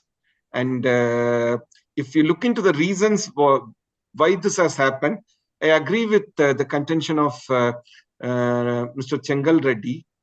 We scientists are also partly or wholly responsible for this particular situation. We need to communicate unequivocally about what is our opinion about GM crops. Most of the times, even our seniors or elders, we are all like talking like a cat on the wall, like sort of thing. In one forum, we'll appreciate the developments related to genetically modified crops. In another forum, yeah, we should be cautious. What we convey is we generally tell that, yeah, there are safety issues. And in this regard, even some of our great leaders are no exception. And we should not communicate in that way. And what we should communicate to the general public is, yes, there are some issues and we are addressing them. And these are all the tests what we have done. And we are now convinced, and we should talk to the general public in a single voice. This is very, very important. And what is also equally important is that if not today, in the near future, probably our gene-edited crops may serve as a Trojan horse for introduction of GM crops. Because what I am finding is that there's a lot of public trust with regard to gene-edited crops. And of course, as Dr. Satyendra mentioned, it's not a silver bullet or a one-stop solution for manipulation of multiple traits. There are several traits which you can either manipulate through the application of molecular markers or deploying host plant resistance, and also through gene editing. We need to consider whatever options that are available holistically. But what I would mention here is we should start writing columns in newspapers which are perceived to be anti-GMOs or say anti-GM initiatives. For example, when Dr. Satyendra started his work on development of gene-edited crops, we made it an effort to call all the stakeholders, including newspaper reporters from Indian Express, then Hindu, explain them the process, and we involved them at each and every stage. When the crop was ready in the when the lines were ready in the lab, when we took them to our transgenic screeners, thanks to Dr. S.R. Rao's help, we now have got a very good transgenic screeners which can support screening of transgenic and then gene-edited crops under near natural conditions. We could take the lines, show them to all the press, particularly the local vernacular press, and they were convinced. We also showed our gene-edited lines to all the both positive and negative press, and we got very good this thing because they were kind enough even to, after interviewing us, they were even kind enough to allow us to edit what they are going to convey. And as a result of which, we got 3 positive articles on in the newspapers like Hindu, one in Indian Express, and several in vernacular press. As a result of which, what I would say is that there is a positive opinion among farmers.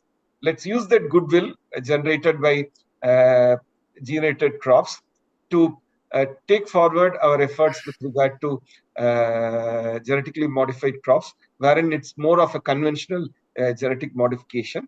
And this is proper communication is very, very important.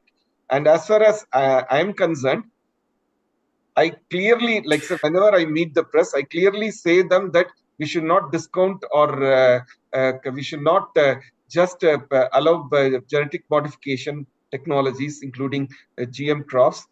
We should not discount them completely. They are an option. I clearly explain it to them that problems like, say, insect pest resistance, for example, stem borer problem in rice, there is no genetic resistance and there is no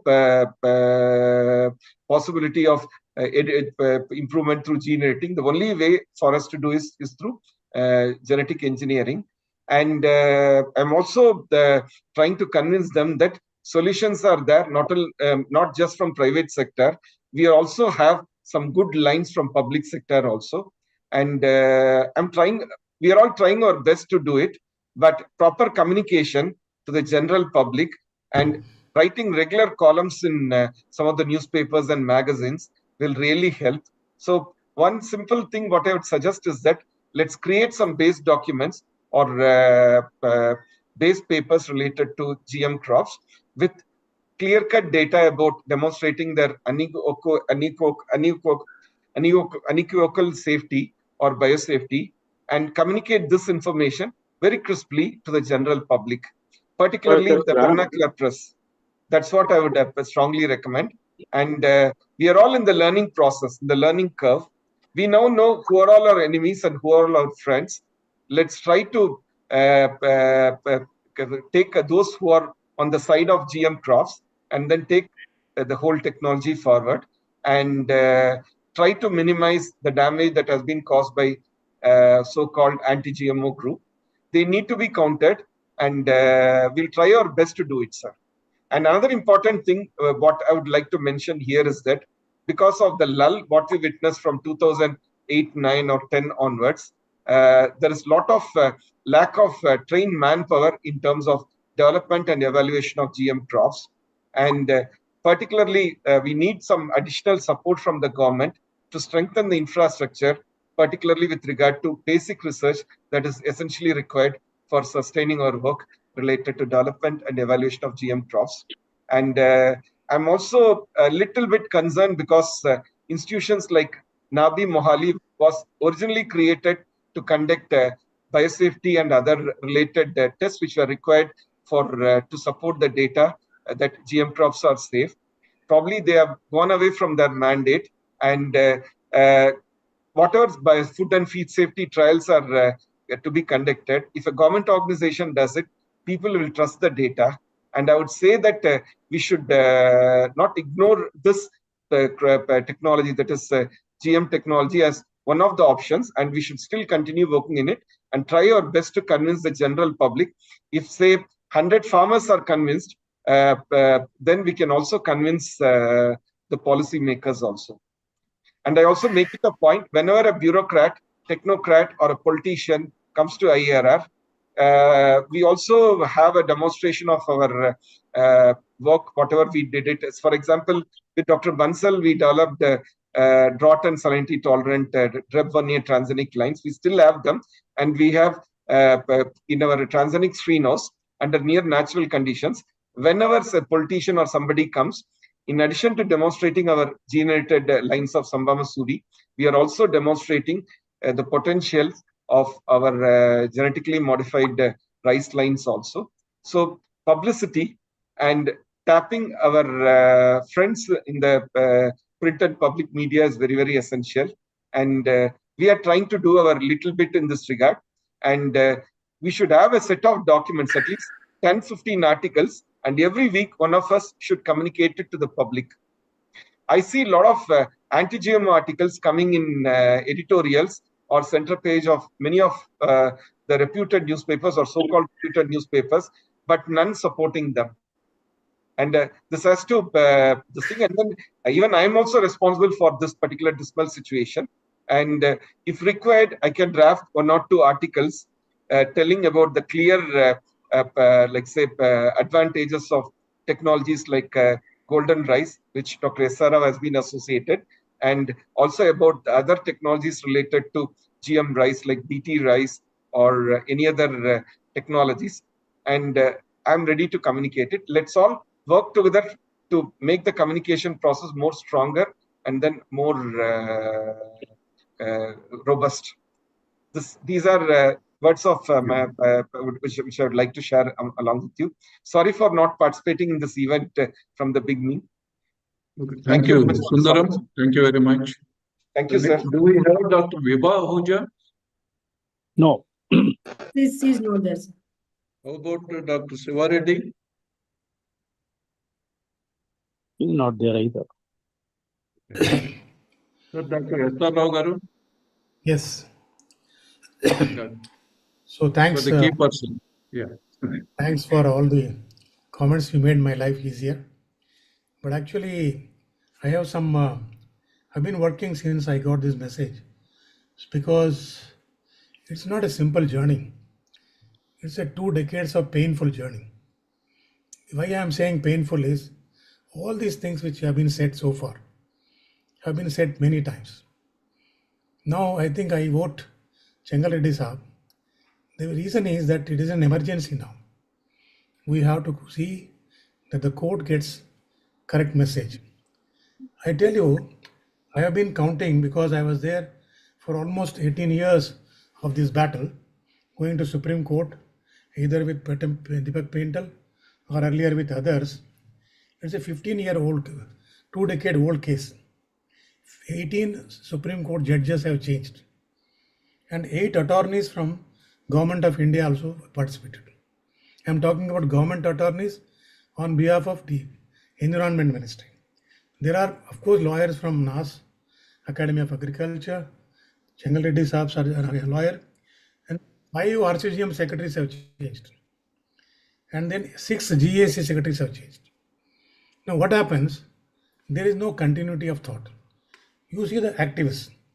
There are 4 women. You know all of them. Shiva, Kavita, Aruna, and Suman. Suman is our own blood from our institute, Indian Agriculture Research Institute. Then in men, Devendra Sharma, as if he is the only expert. All the print media goes talking to Devendra Sharma only.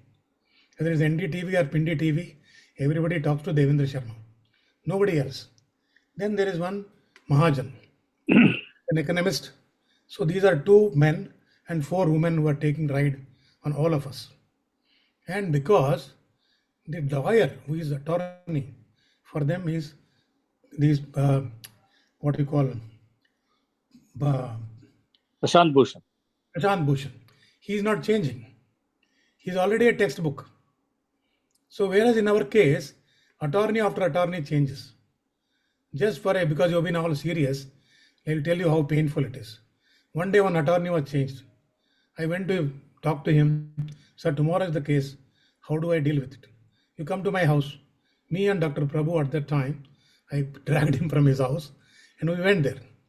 I needed a company, Then he was having a full drink. He offered us. I said, sir, we can't.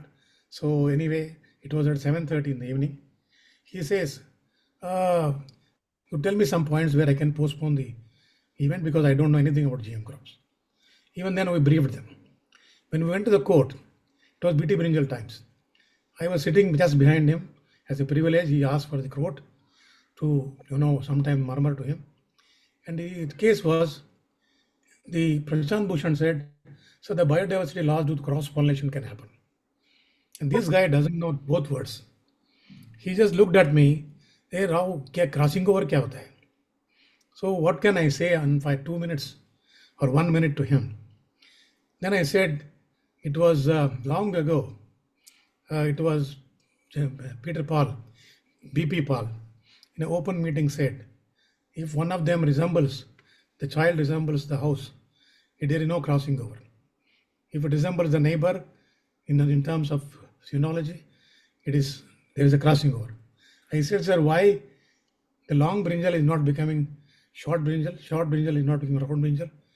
You are from Haryana. Field next to it is variety of brinjal has grown. Then he said, oh, okay, I got it. Sir, there can't be crossing over. The long brinjal cannot become short brinjal, although they are grown together in our fields. He went on. So what I am saying is, this is a very painful exercise. Every time the fellow changes, you go and do. I think Dr. Deepak Pental understands me. He has gone through all of this process, including Vibha, Huja, many of us. Now maybe Bansal is also helping some people like that. Now what I am saying is, we should have also somebody like this guy, Prashant Bhushan. We need a Prashant Bhushan now. And this cannot be done through government. When Chengal Reddy Saab from Farmers Association pleaded, or when Agriculture Academy pleaded, it actually calls only government attorney to speak first. Then after that they come. Although the NAS Academy lawyer argued last time, it was short because he is first not heard. Then they said, what is the government opinion? Now let me say, all of you said, because my experience is, a regulator never said no to either brinjal or BT cotton or herbicide cotton or GM mustard. Regulator always said yes. He communicated, entire risk assessment document was kept open. Books were opened, hundreds of people visited, consensus was taken, and that is also ignored by the court in case of mustard. Brinjal also the same story. Now in case of brinjal, in case of BT cotton, there was a political will. I know Dr. Manju Sharma and we went to the Dr. Vajpayee, which people don't know. There was a little meeting there. Then it was done with Balu, who was minister. Then when it came to Jairam Ramesh, there was no political will. This is an example where he took call on the streets. And as Dr. Deepak Pental says, what people will say? They will say nothing. Public convincing is no. Small sectors of convincing is fine. Now political will was not there in brinjal, so we were stuck up by the court again. When the GM mustard came, I think Dr. Deepak Pental will agree with me that they asked, what is the government opinion? What does government say finally? So the government saying itself delayed. Finally, it was taken up. Then COVID came. Then again the GAC revived and they said, okay, you can go to the field. So it was always regulator has been positive. Now among these stakeholders, now you see that the regulator is positive. In case of GM mustard, again, Modi government is positive. Tushar Mehta's statement, if you see in the court, it really spells about government's view. He is the current attorney. In fact, he himself, I'll tell you, 3 years ago, in 2018, when we approached him as an attorney, he told that my wife is arguing Monsanto case. I can't take up this case for conflict of interest. Thank God now he has taken up and he is arguing on behalf of the government in a very positive sense. Now that's not enough. We have to field some more lawyers, either from the farmers' unions or from the National Academy. I think Bansal Saab can talk to their president and others. Bring back some young fellow who can be a driving force. You can sit and educate him. What is all that? Or somebody who knows a little bit. Because we need a support from lawyers now. This is an urgent need. All this, then as far as communication is concerned, I agree with Sundaram that I am guiding some student from IIT about public perception of technologies. What we found as GM technology, different technologies. In GM technology, peculiar information is that 70% of Indians are doing social media. Now, for all the information. And if you go to GM alone in subsect, we found that social media is not playing much role. Either this tweet or anything like that. You just go and see, there is nothing like that. Only, not even Facebook, internet information.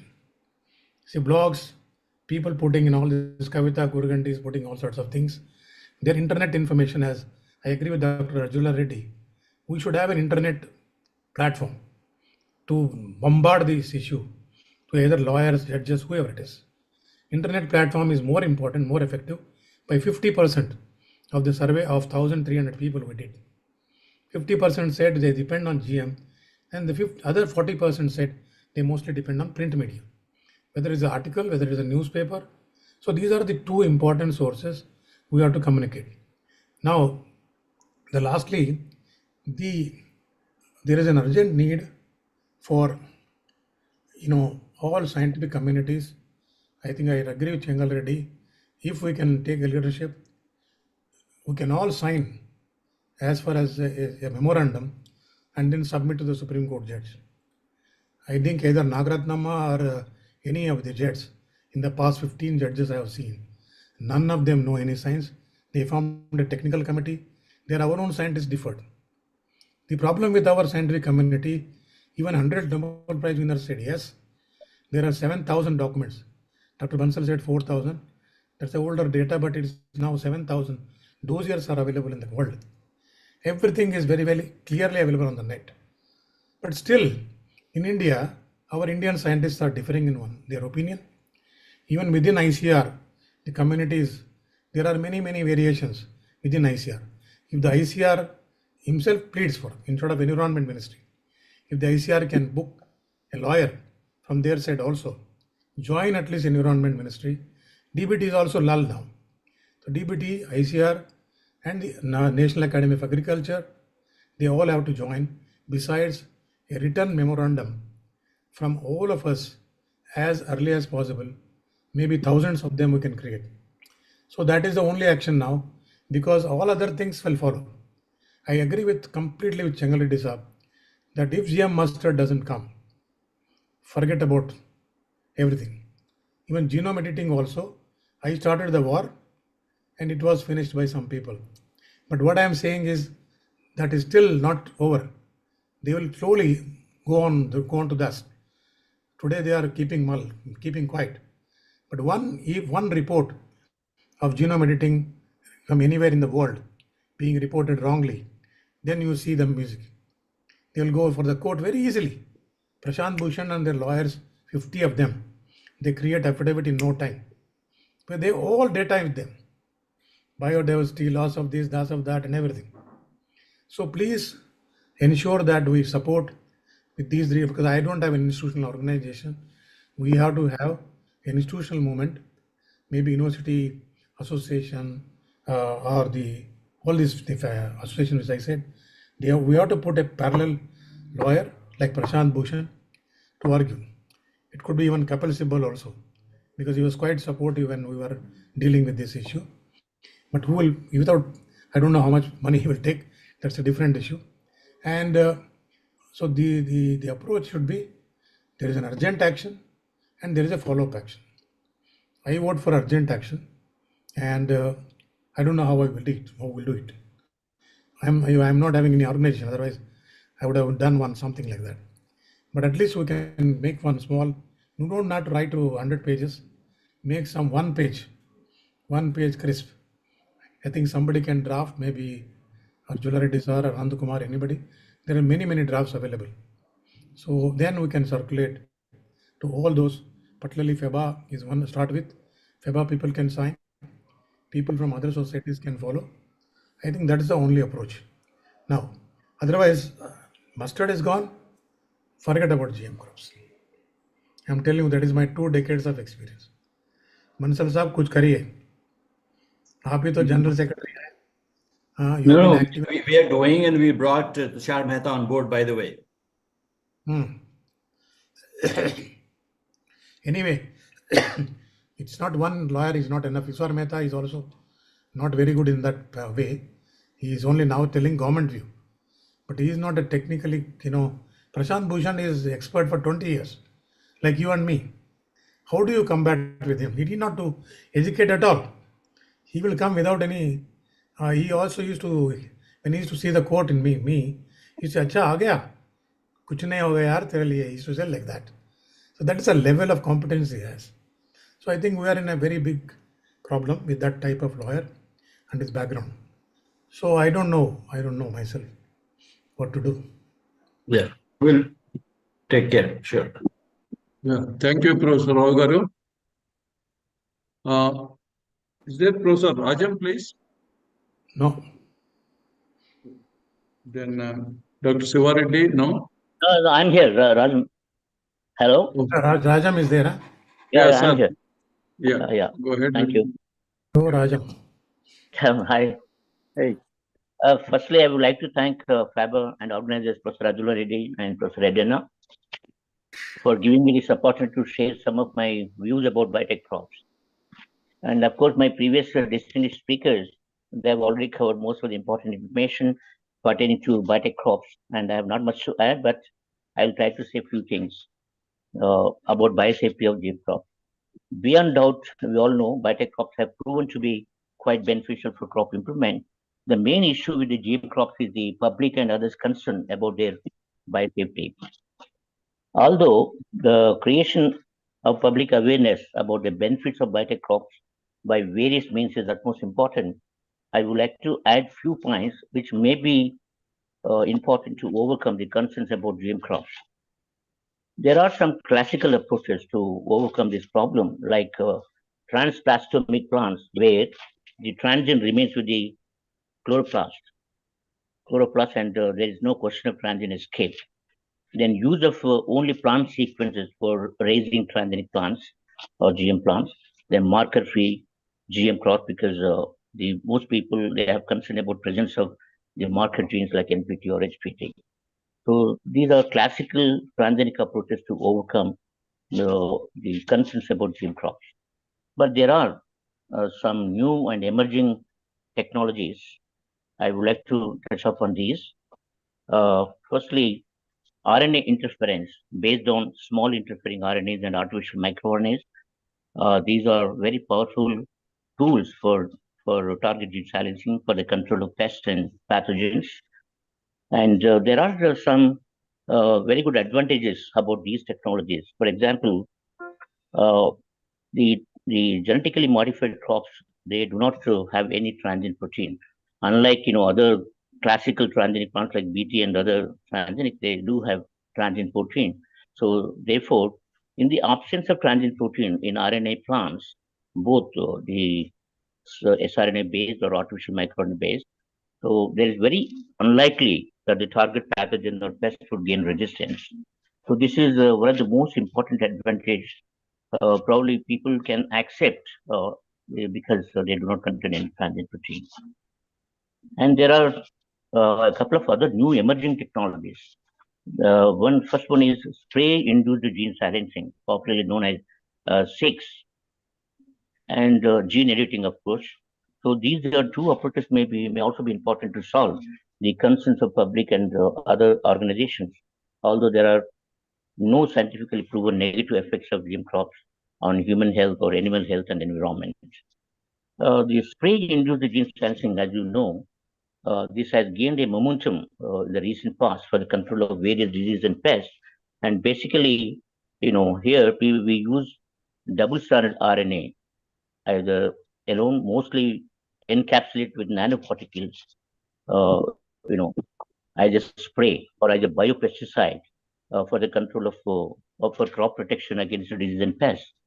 And this is, in my opinion, this is a wonderful experience because it is a non-transgenic approach, environmental friendly, and very effective. It is already proven that this approach, spray-induced gene silencing approach, has already proven to be very effective for the control of viral infections, bacteria, nematode pests, and fungal pathogens. And here, the another important advantage is we can target multiple genes for the control of not single disease, more than one disease or even disease and combination of disease and pests. Then, of course, gene editing, there was some discussion about gene editing.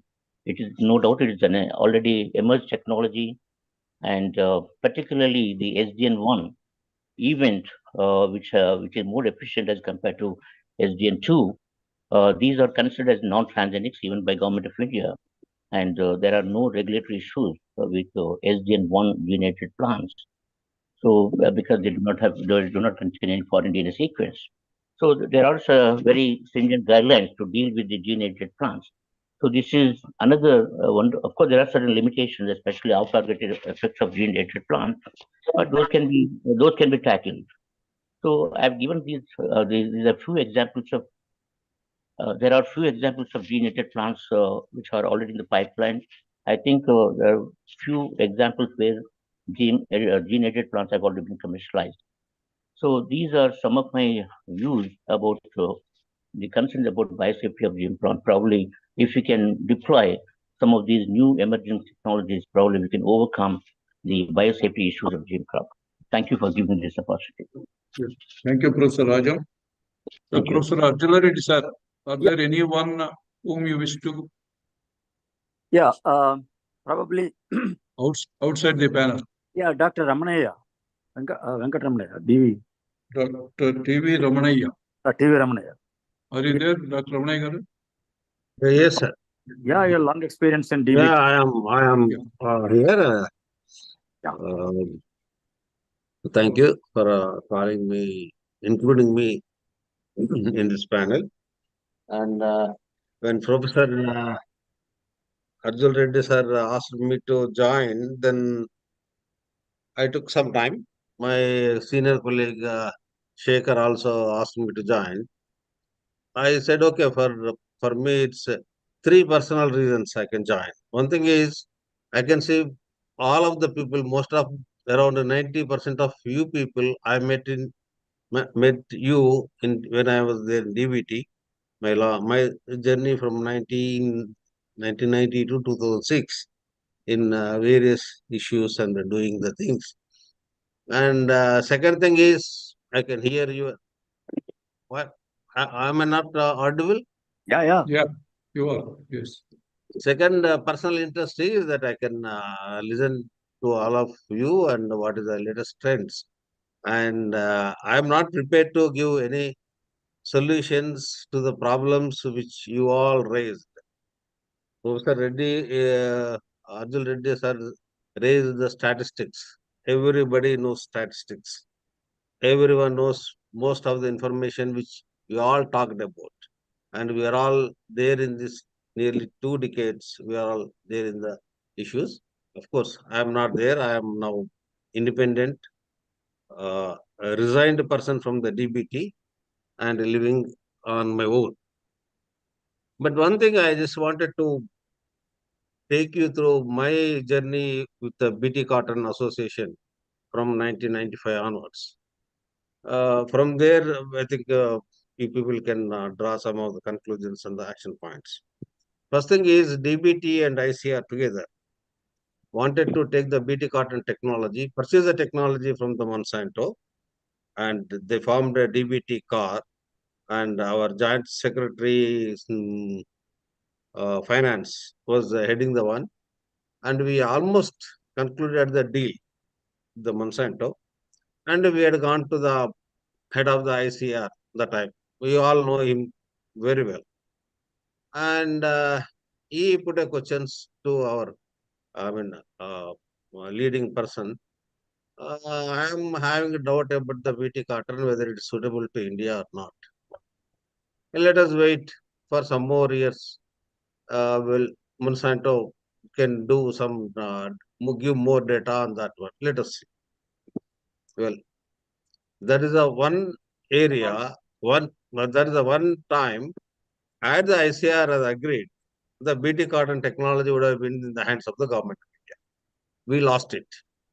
The second point, when the BT cotton approval almost there on the table of the GAC in 2001, and again ICR, I'm sorry I'm saying this, this is because personally I've gone through all this rigorous tensions and all those things. It was a very painful journey of the BT cotton getting from these tangles.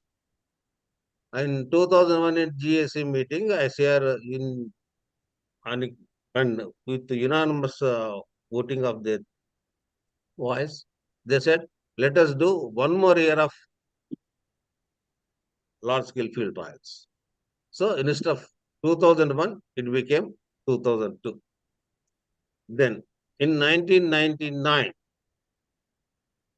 Vandana Shiva filed a Supreme Court case to ban the BT cotton trials. At the time, my advisor, Dr. P.K. Ghosh was there, and I was assisting. I am a senior scientist doing the work. And we thought, why should we, government, get into this Supreme Court cases, Supreme Court issues, and all those things? Why should we waste our time? Let the things do on its own. Why should we take extra pains and all those things? But only with the interest of the technology, that this technology is going to help Indian cotton farmers.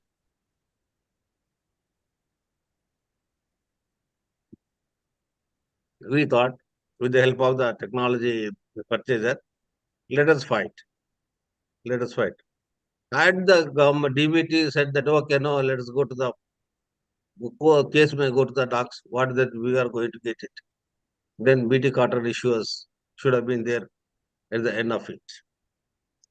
And the Professor Paintel said it took for 2 years, the case in the Supreme Court about the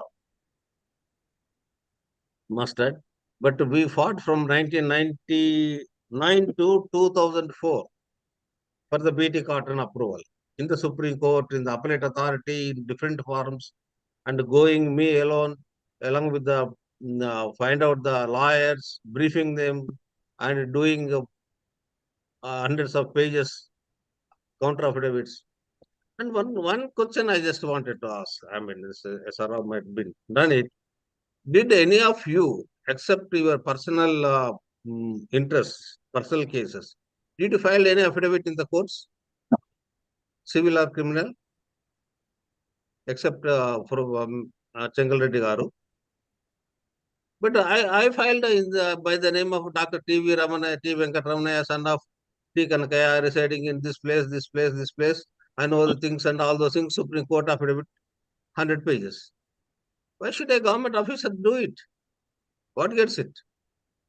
And till the night, 11 o'clock, 12 o'clock, sit in the department typing and retyping, and the lawyers seeing, private lawyers are seeing and correcting it and all those things. It's a really a tough job to do it, unless until you have something interest in the technology. That happened. And some of our well-known agricultural Everest peak like people, some of the forums, they said they don't believe in BT cotton technology.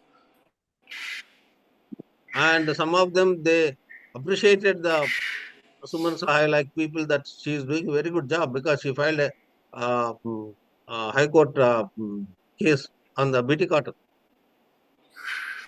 And some people requested the stalwarts to say a few words about the benefit of the technology because it's already a decade is over. But they never opened their mouth. On the day of BT cotton technology approval in 2002, one of our another stalwart filed a Supreme Court case, banned the BT cotton commercialization. Nobody opposed him. Still they praise him. He's very good, excellent, the topmost scientist in the world. He just misses the Nobel Prize.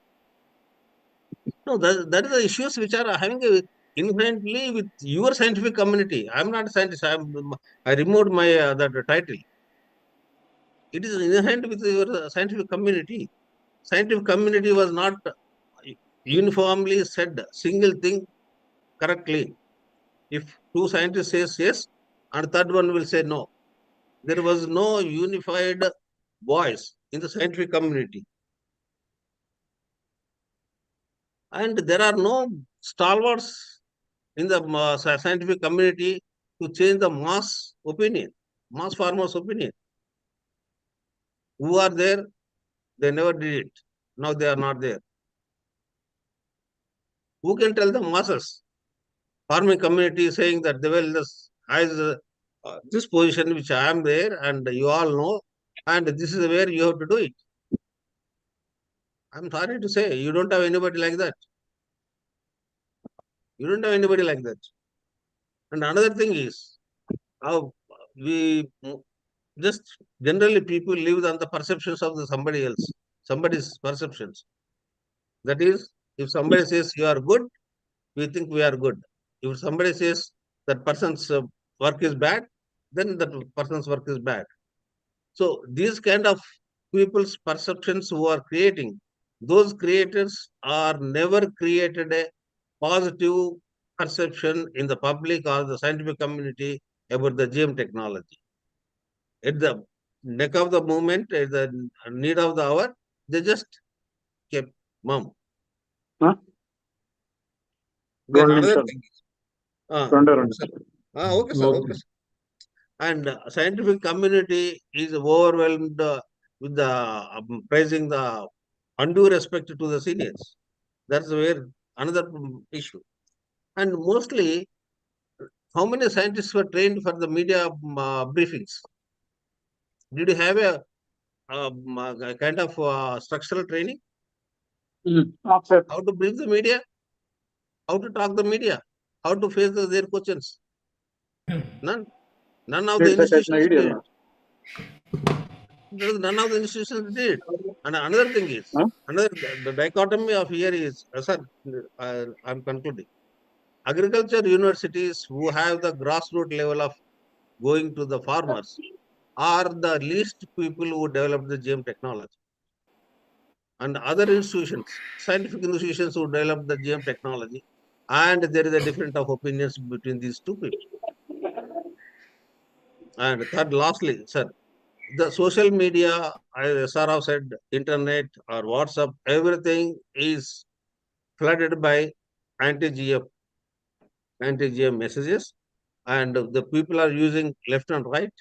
And we at scientific community or the pro-GM people are no voice and no public perception about that one. And the thing is, first thing is, you please train lawyers and scientists who have the caliber and who have the name and fame to openly come and talk to the media and public and write the papers and hire a very good advocate, a senior advocate or anyone to file a counter affidavit or the impleading method in the Supreme Court to know what is the things is happening. But the impleading also, what is the problem is, because the court case is between respondents and the petitioner. From the respondent is the first person to answer is the government advocate general. If the government advocate general is not able to answer properly, next anybody wants and pleads it, the court doesn't listen. So please take care of this issue because I suffered a lot on this issue. And practically, we took the case from the Supreme Court to the appellate authority that was there in the Nehru Stadium that time.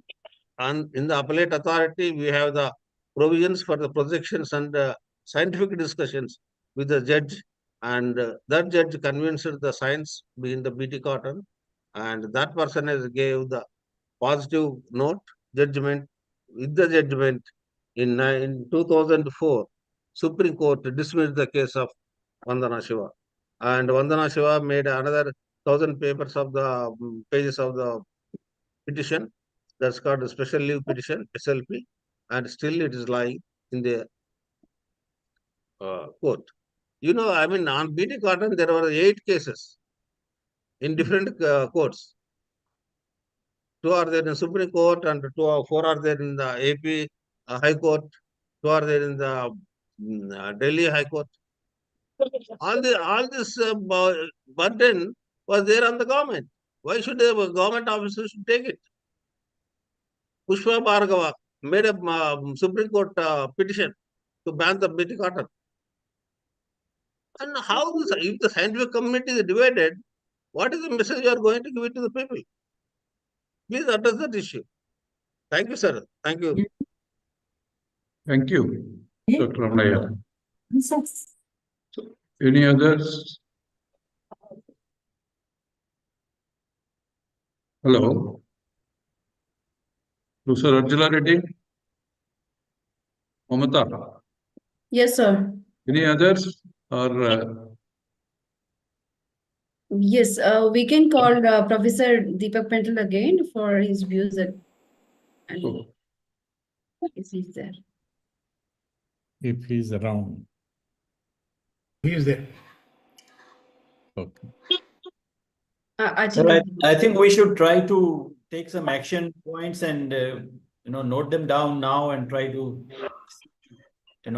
prepare kind of a write up and note and really something. That's what we are planning. Yeah, may I request the professor from Lahore to give his views and also Dr. Naran Reddy to give some suggestions. Good evening, everyone. I hope I'm audible to everyone.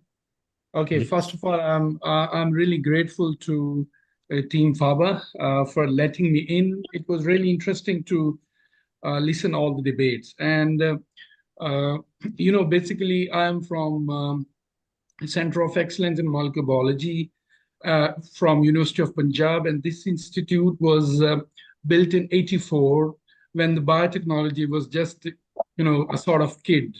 So the government, they gave us a lot of money in the start until 2000s. But since 2000, there are a lot of restrictions. And now what they're trying to do, they're asking us to translate all of our biotech products into some commercially viable products. So by the way, so this center has already developed transgenic cotton, and we released 8 varieties, and those transgenic varieties are already in the field, and they're covering 80% area of the country. So we are really good at these all transgenes and genome editing, but where we stand together at the regulatory processes.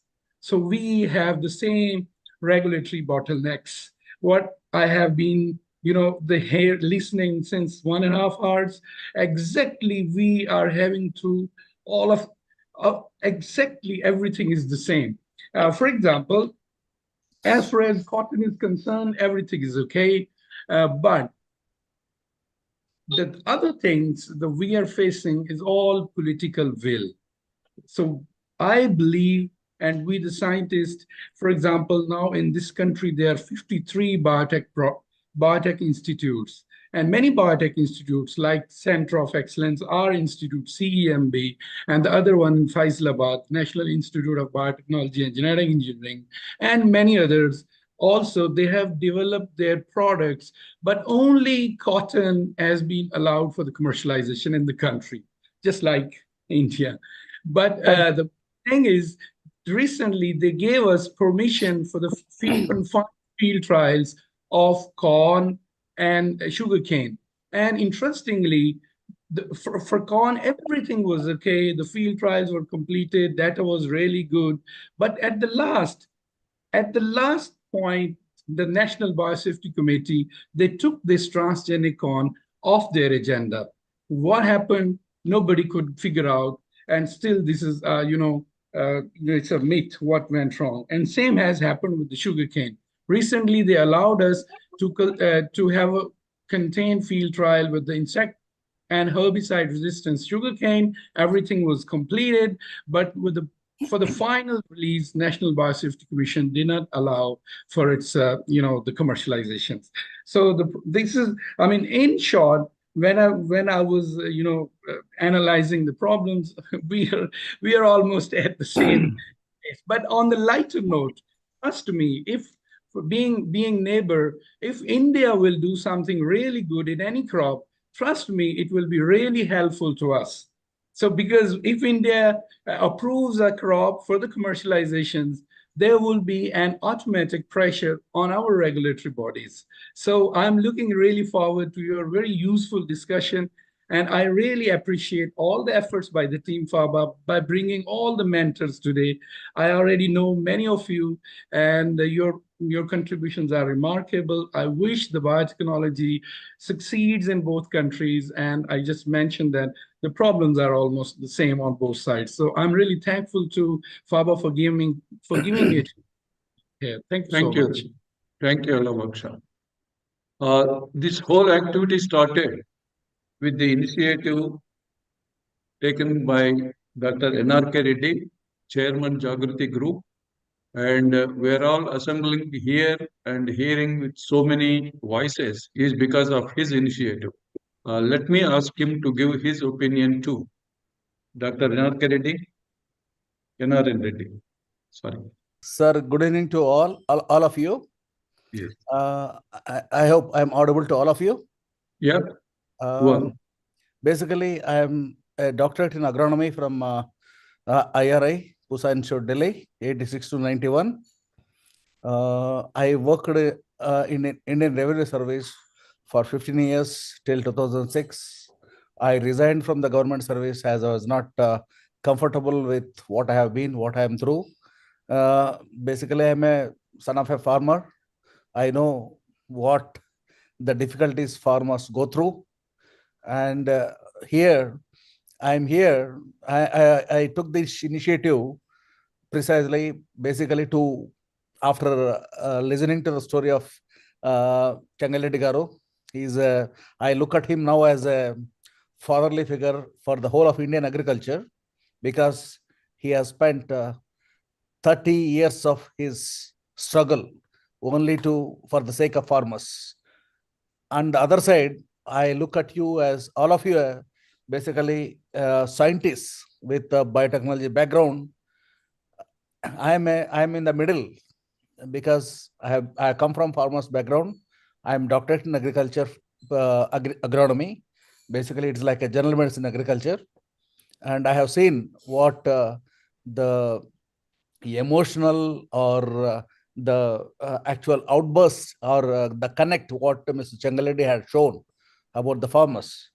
But when I look at all of your discussions, whatever has happening, I look at you as like one side of the activity, like one side of the coin, like biotechnologists trying to promote biotech crops. In fact, when I discuss with my friends and even my family members, they have shown the videos of golden rice being thrown out like Philippines, what has happened.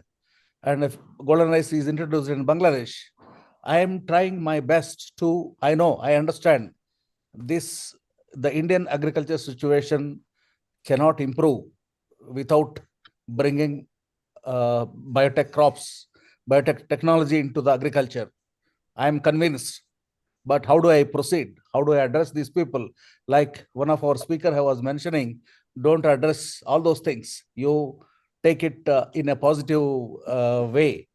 I am willing to take the responsibility or lead from the front, whether political or bureaucratic or otherwise, provided I have the support from the whole spectrum, like scientists as well as the farmers, which I can, I think because of my bureaucratic background, I have the connect everywhere in all the services, and I can reach out to anybody.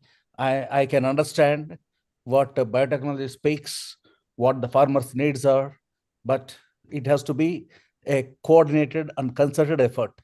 like Mr. Changaledi Garu was mentioning, the elderly person, no time left. November 1st week, I think it is posted in Supreme Court for a third judge to be appointed, and bench will be constituted. Whatever he decides, that's going to be final. I was really, heartbroken when the kind of effort Dr. Deepak Pental has put in his efforts, like a senior person, a retired person, sitting in the Supreme Court, answering all whatever the advocates or whatever questions that come. It's really very appalling. I'm very saddened by the state of affairs in the country. I'm willing to, drive the whole thing. But I look at more. All my friends or colleagues, whoever, spoken, probably retired and probably trying to convince the general this thing. But then at the end of the day, the time has to be spent, the money has to be spent, the energy or networking or how to take it forward, which I am willing to do it. If all of you agree, I'm sure I will ignite the ideas or this thing of about the consortium of Indian farmers associations, which Mr. Changaledi has passionately nurtured. I am willing to take the responsibility. I'm here to actually to support whatever he is very clear on. See, whatever the discussions that have gone through, it is only about biotechnology and implementation of, crop product, increasing the crop productivity, and then taking it to farmers. Yes, it is appreciated. Then what next? How do you communicate with the farmers? This for which probably biotechnologists per se themselves are not prepared.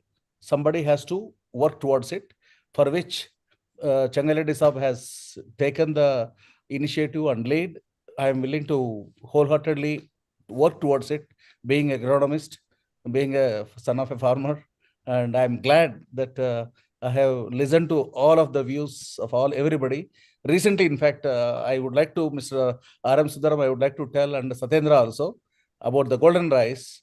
My family members were showing some of the YouTube videos of what happened in Philippines. The farmers, they were so agitated, they have destroyed the crop, whatever was already there. So these are the things which need to be addressed.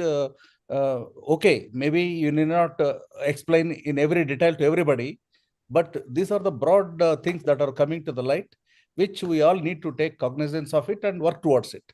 I am happy to be associated with such august forum. I'm very happy, and I will definitely contribute my bit towards betterment of. In fact, for me, our population is growing. I think now we are number one in the world, more than China. How do we feed our population unless we increase our productivity? See, for a biotechnologist, for whoever is involved with a particular crop, he is concerned about that particular crop. But I'm looking at a broader perspective where we all work. We all can work together. I'll be happy to be in the forefront. Thank you very much. Thank you, Dr. Leonardo Reddy Garu. Sir. I think it's time. Shall we conclude? Shall we keep a session open for these participants also, sir? We can take a few questions from them and then we can conclude. Yeah. Maybe 5 minutes for. 5 minutes, yes. Yeah. Any questions from? I want to ask something, Deepak Pental. Yeah. I think we need to think about what we can do in the court, because that is our immediate problem. This communicating with scientists and farmers there are people like Mr. Changal Reddy who are so communicative with the farmers. How can scientists beat him on that? So that's a different front. Right now, how do we remind the court that their duty is towards scientific temper, not towards environmental activism, where they don't know what the people are actually saying, just because it is it makes you feel good that nothing in the food is being touched. It is just as the gods gave it to us, which is a fallacy of the top order. So how do we remind the Supreme Court judges that your 3-judge bench has a very important role to play? How can that be done? That's the big question. Yeah, Changal Reddy Garu, can you answer? Yeah, my suggestion is 2-3 issues which I thought probably if the scientific community together, all of you join, maybe 100, 200 of you, then file a PA impleading petition in the Supreme Court. In my view, it will have enormous effect because, like Professor Arjun Reddy, I mean, all of you, you have such a immense background. All of you have worked 30, 40 years. You are a scientist.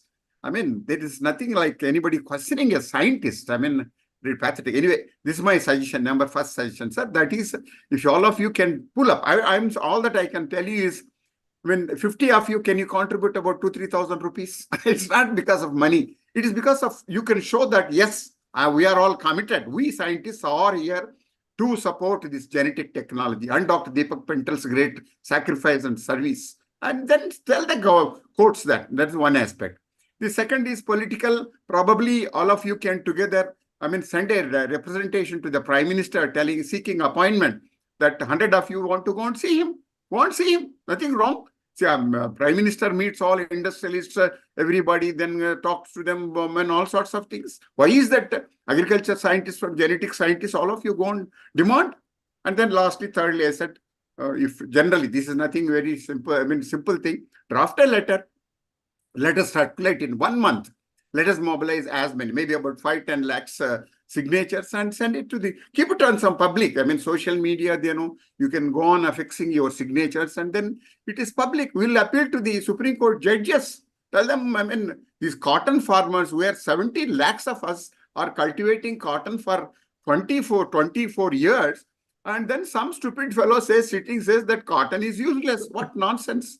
And then here is a government which is allowing genetic food to be consumed by Indians, the genetic food produced by American and Brazilian farmers. This duplicity, let us expose. I mean, beyond that, you see, I am terribly pained with one thing. See, when medical doctors and atomic energy doctors, scientists, and everybody in this country are honored and revered, how is that the agriculture community, my scientists, you are our gods. It is all of you who have given that Dr. Norman Borlaug or whoever, I mean, all of you have helped us. Today, whatever we are in the farming community, it is because of you. You are our gods. I mean, but somehow, somewhere things have gone wrong. And people like, I am really, really terribly pained. I have known Dr. Deepak Pental since 2007. I have seen him, but it really hurts me that a great man like him has been ignored by this nation. But that's all my suggestions, sir. Thank you. Thank you, Changal Reddy Garu. Any other question? May I? Yeah, sure. I actually thought of suggesting this to or taking further advice from Dr. Changal Reddy. I remember the olden BT Cotton days. He would remember also that how much closely we were working with Mr. Sharad Joshi that time. But can we have a farmers' body, or group of them, as many as possible, making a case and representation in Supreme Court, whatever the way it could be, rather than, scientists, of course, the bodies, they are doing the job, I believe, but still, we need a larger body of farmers coming up openly as they came, for example, in case of, farm laws or otherwise. But here I'm not saying any kind of agitation. I'm suggesting any kind of, kind of a representation in the Supreme Court through lawyers or whatever the way it could be. And there are many, such farmer organizations. You are probably leading one of them. And also from consumers. Can we think of anything from consumer side? Because we are talking of a good quality edible oil when we talk Dr. about. Bansal, no consumer will come forward. No, I'm talking about consumer organizations. Forget.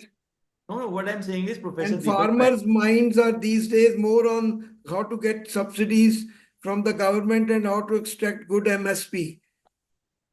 Farmers want more quantity, but have we shown them anything working in the field that they get excited? You know, No, we are what in a I'm very strange situation. You're right, but I think, Professor Pentel, we have to make all these efforts, and particularly why I'm saying consumers again, because they do not really know how much difference will it make, to the quality of the oil which we're eating, and even the affordability of it, how much it will affect, really speaking, when we have our own domestic oil production. So they have not been given this message at all, consumers' point of view. So I I don't think, know. yeah. So therefore, even farmers and consumers together, if we can sensitize them in a big way, kind of a mass movement, if possible, I think there could be a difference made there. Yes, Please please. think of what we can do in the next 10 days. Yeah, that's what Changal Reddy was taking care. He said that as soon as possible, we may have to go for filing the PA, if I am right. I think Yes. NRN Reddy is raising hand and Sir, whatever discussion that is happening here, I see is a FABA forum. FABA is an NGO. For Government of India, it doesn't make any difference. Probably your voice can be heard, that's it. But to take it to Supreme Court and then impede or influence, you have to involve the ICR, the IRI, which represent the agriculture research in the country, and from farmers' point of view, from consumers or the receiver's end, yes, SIFA can definitely bring about some kind of farmers' representations or influence to represent before the Supreme Court or even the government. But you have to take ICR and IRI into the fold because they are the brand of agriculture in this country. But ICR is already in the fold. But I have not seen any participant today, sir. I'm sure, yes, the ICR or, I mean, their briefing probably would matter for our councils or Minister of Environment, whoever is representing. But the active participation, like See, we as scientists are never brought up to work together. But probably people like us we are independent. Myself and Changal Reddy, we are independent. We are neither scientists, neither bureaucrats or even the businessmen. We are in the middle for the cause of the people of this country, farmers of this country. So I am sure we can bring about the participation of farmers also. But at the same time, my advice, my request from all of you, whether I was told AK Singh or NK Singh from IRI and ICR were to participate in this. I am surprised to see that they were not here in the thing. But I am an alumni of IRI. I can connect. In fact, the ICR DJ, I think, if I am not wrong, is Himanshu Pathak, my batchmate from soil science. I am agronomist. Probably we can connect and we can make them a positive representation before Supreme Court and probably even to the government. See, basically, Changal Reddy was suggesting take an appointment with the Prime Minister or concerned people who matter and make a representation either through SIFA or FABA alone is my personal perception, because I'm sitting in the middle. I'm an outsider kind of thing for FABA. FABA is one organization. The people, the other side, may perceive that it is as a I mean, preconceived kind of thing. It should not be like that. We are taking everybody along. Yeah, Shankar, like planning to convey something? yeah, Dr. Ramla, Venkatramana. Yeah, I just want to convey to this group is as per the judgment para number 2.1, Minister of Environment and Forest and is working on creating a body to formulate the biotechnology policy, including all the stakeholders. Whether in that group, if the scientists and the farmers can get in, then there is a chance of influencing Dr. Ramnaya, the that may not happen because the policy is already there. I don't Yes, think sir. any new policy is going to come through. Sir, information which I got, I'm sharing. That's a newspaper information misplaced. No. No. It's not a newspaper. Professor Deepak, Information. Professor Deepak, Sir, let me complete. The para number 3 of the judgment, if you read carefully, another 3-judge bench need to be constituted to look at the. It has already been constituted. It's already there. The two new Yeah. bench. And that for that, if you have wanted to get into the system, you need to implead. That's the only thing. And that's what information I have. I just wanted to share with you people. Yeah. Thank you. Yeah, Dr. Bansal. I just wanted to actually respond quickly to Mr. N.R. Reddy, who wanted to know about, the scientists are already doing their role through actually the whole government of India is already there involved in it. The nodal agency, Ministry of Environment and Forest and Ministry of Agriculture, including ICAR. They're all there, except, and we have been leading this also for the last about 20 years. I've been involved. I'm from IRI, and also from the National Academy of Agricultural Sciences. We have been doing this all from a very, very long time. We saved it, actually speaking, I must tell you, through the representation made by National Academy of Agricultural Sciences. But somehow in this particular GM mustard case, we have some problem, of direct involvement of National Academy, though we are still there, actually speaking officially. But certainly, yes, more important than that, I thought at this moment, as Professor Deepak Pental reminds us, what can we do in next 10 days? Can we do in next 10 days something through some of those, affecting parties like farmers themselves, because scientists, they are doing their job. They are, I think, making all that representation, whatever the way through our Attorney General, and all we can do more. Of course, there's no end to it. I'm suggesting National Science Academies, even all coming together. But then what I'm saying is true, sir, after listening to you only, I came up this excitement of, having a good forum through farmers and consumers all together with your leadership. Really speaking, that could, and we can collect money, even we can contribute, as Dr. Chengal Reddy says, we have done that during BT Cotton days. And if you would recall, through Mr. Sharad Joshi, I was there with him most of the times, fighting for BT Cotton that time, and I'm also now retired and available, and we're doing whatever best we can, but then I think we have to do something big in this coming, kind of 7 to 10 days. Thank you very much. Thank you. Thank you, Ms. Bansal. In fact, I have requested one of our colleague who is there in the, probably in our, this thing, Mr. Shekhar Batina, on behalf of SIFA, I have requested him to find a suitable advocate or senior advocate to implead on behalf of the farmers, or SIFA is already there in the picture. Beyond SIFA, probably some organization, if not FABA or something else, we will definitely try to implead immediately with the Supreme Court. Probably, I think first week it is coming up for hearing. 7th November. 7th November. Probably, if we implead, probably we may gain some time. Otherwise, also we should be prepared. Shekhar will take responsibility. Shekhar, you are hearing? Mr. Shekhar?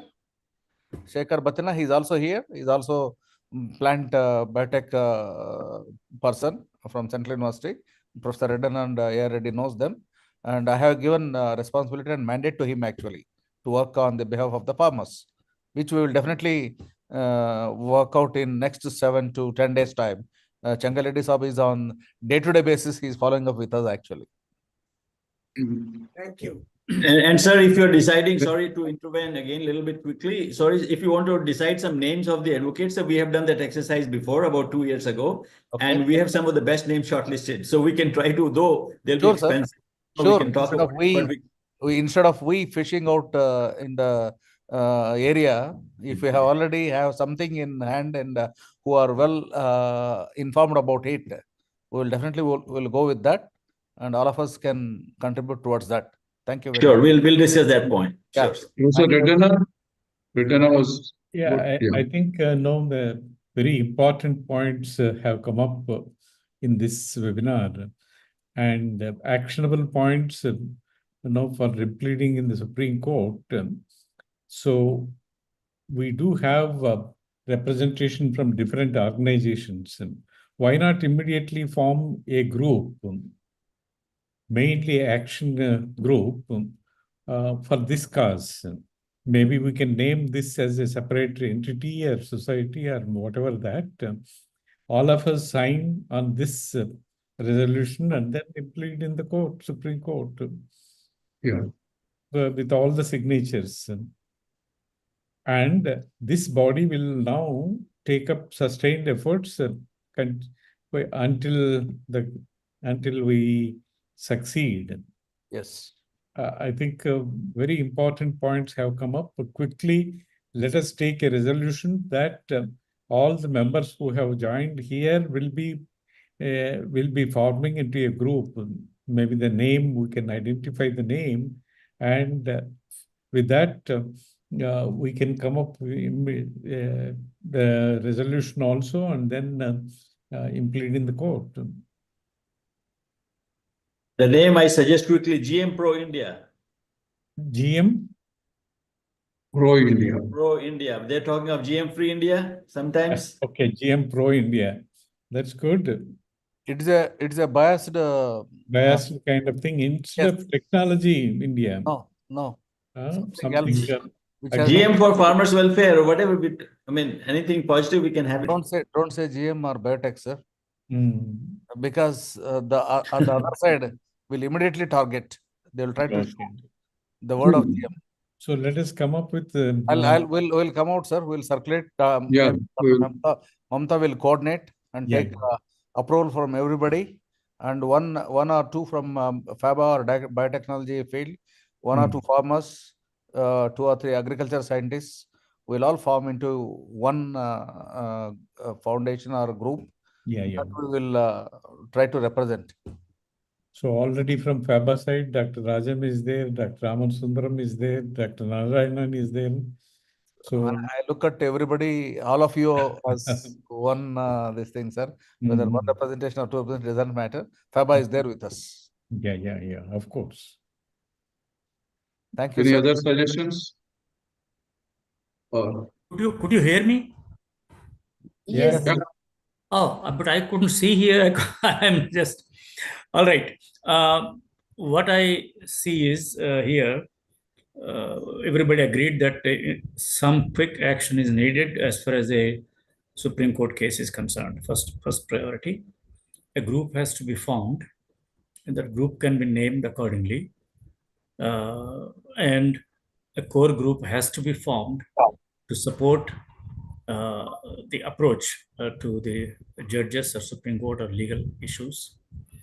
And I think it's time that we propose a foundation for agricultural biotech or agriculture biotechnology promotion, a foundation for agriculture biotechnology support or something like that. We have to form a foundation.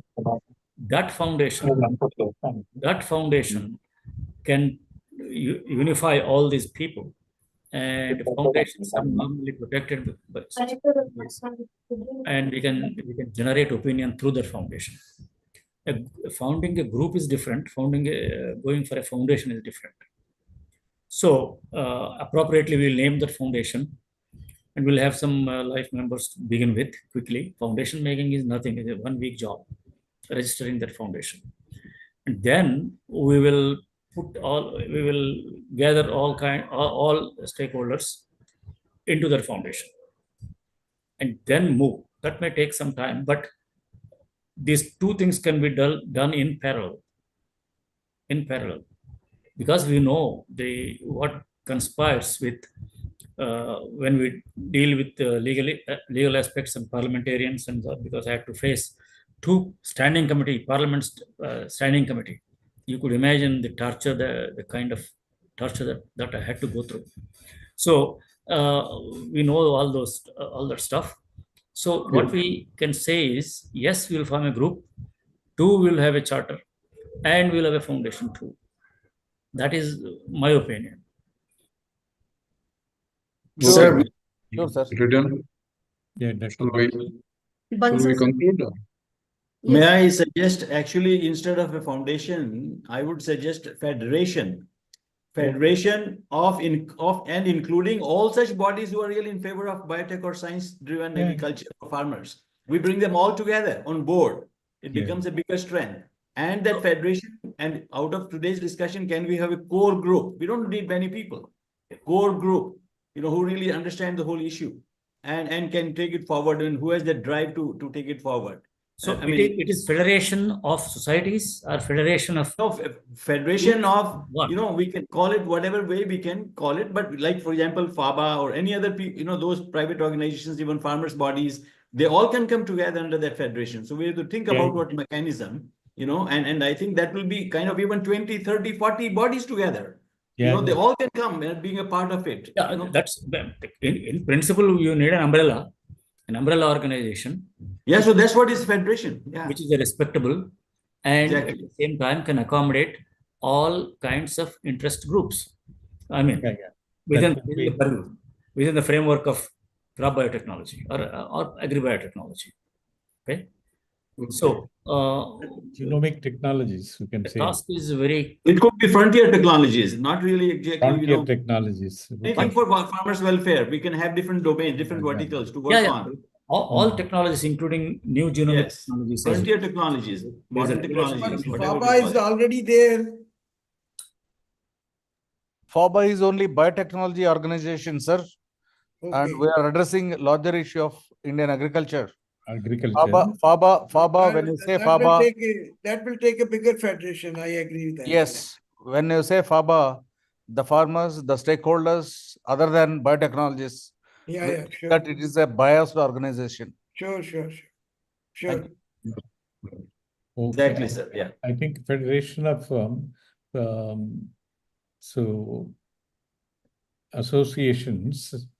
Sir, that name will come out, sir. In fact, myself and Sangareddy Garu, we are deliberating on that. How do we bring about farmers association from each of the states, exactly into one fold? Probably we will come out with that in a couple of days' time. We'll go ahead with the registration. Already SIFA is there, Consortium of Indian. SIFA also could be a partner in this. SIFA can be a partner. Unfortunately, SIFA is already has implemented in the Supreme Court, and not all the members are active in that.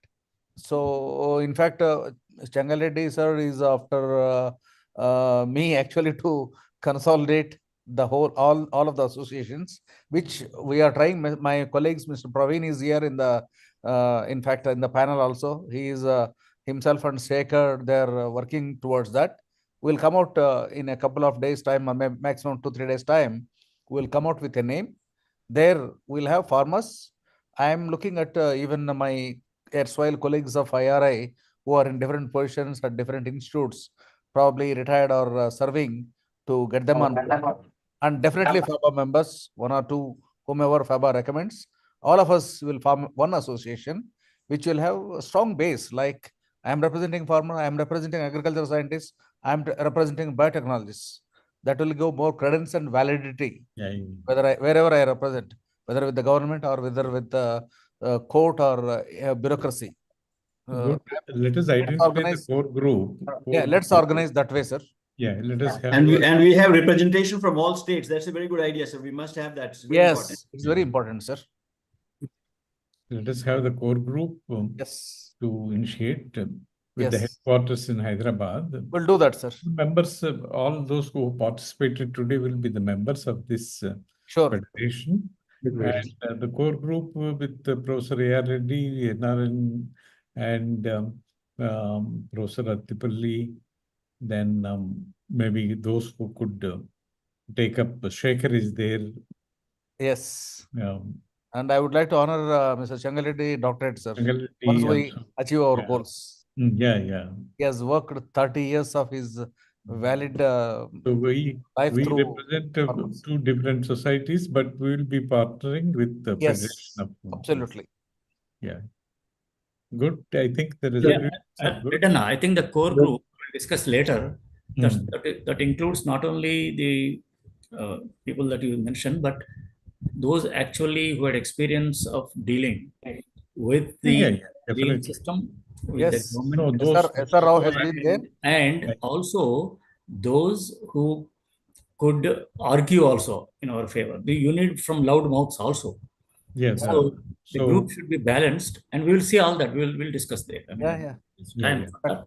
But In fact, right SR Rao was sharing his experiences, which is very yeah, very enlightening. Actually, important. we have to use those Mm. experiences. So what we need to come up is the resolutions. I think Divya and Mamata might have noted down, and they will come up. And after the meeting, maybe the press note could be finalized. Right. Yes. Based on the discussion. And Yeah. In Shall fact, we? with that, I think if there are no other points to be raised, I once again thank you all. Sir, sorry to interrupt you, but first we'll ask Atipalli Reddy sir to summarize the meeting, and then I think maybe Professor. Yeah, in fact, before that, I would like to just mention Atipalli Reddy and Redana Saab that we are ready to go to press, whatever resolutions, whatever this thing. Our press agency is waiting for our report or conclusions. Not tomorrow, day after it has to be published. That is the mandate we have given, and I request you all to whatever conclusions we make and codify, that will be published in 3 English languages, 3 English newspapers, and 3 vernacular languages here locally. Mr. Praveen is coordinating with that. Okay, very good. Thank you very much, sir. Maybe Professor Atipalli. So I request Professor Atipalli Reddy sir to please conclude and summarize the meeting. Yeah, let me thank all the speakers who have come today and then gave their views. And most of us are positive. There was no negative comment, and it was very auspicious for us when we entered Jagrati office into NR and Reddy's office. It was a coincidence that we may have to do something to start with when Changal Reddy was there. Then immediately they said that it should be going as aggressive as possible. And I think it's going just like that. So all the speakers, they have given their views. But one or two important point is one or two people were telling all the retired people can come together. But why not the people who are already in service working on biotech crops? And they should also be there as a part of this association so that it will be more effective. Because after all, agricultural biotechnology has given a lot of funding to the people to work. But what product they are asking, we have no idea till now except BT crop. So this is one important point, and accountability on the part of the government, where they have supported thousands of crores and without any product for the last 30 years except BT cotton. This is one important thing where we have noticed from all the speakers, and there were some bureaucratic problems as SR was telling and Ramanaya was telling. But I think we have to overcome all these things at least now. And the so-called India, which was supposed to be the biggest green revolution in the country, there was one news item on 16th on World Food Day. The 27 crores of Indian public are suffering with hunger. I don't know whether we are where we are growing 27 crores, and this is the largest in the world. That is one important point they mentioned. Unless we come out of this hunger and food production, and without biotech crops, we have no idea how we can come over this food productivity. That's one important point. And as I said, we may have to go ahead by taking the views from all the people who have given. And 2 or 3 important points are very important. First one is to create a forum, which is very important. And people are already talking about making it a federation, which is a very good idea. And then one important demand was to come out of this issue, release all 16 pending crops, which can be done. If that is there, I think that is the biggest boon we can get with this type of association or federation, what we are planning.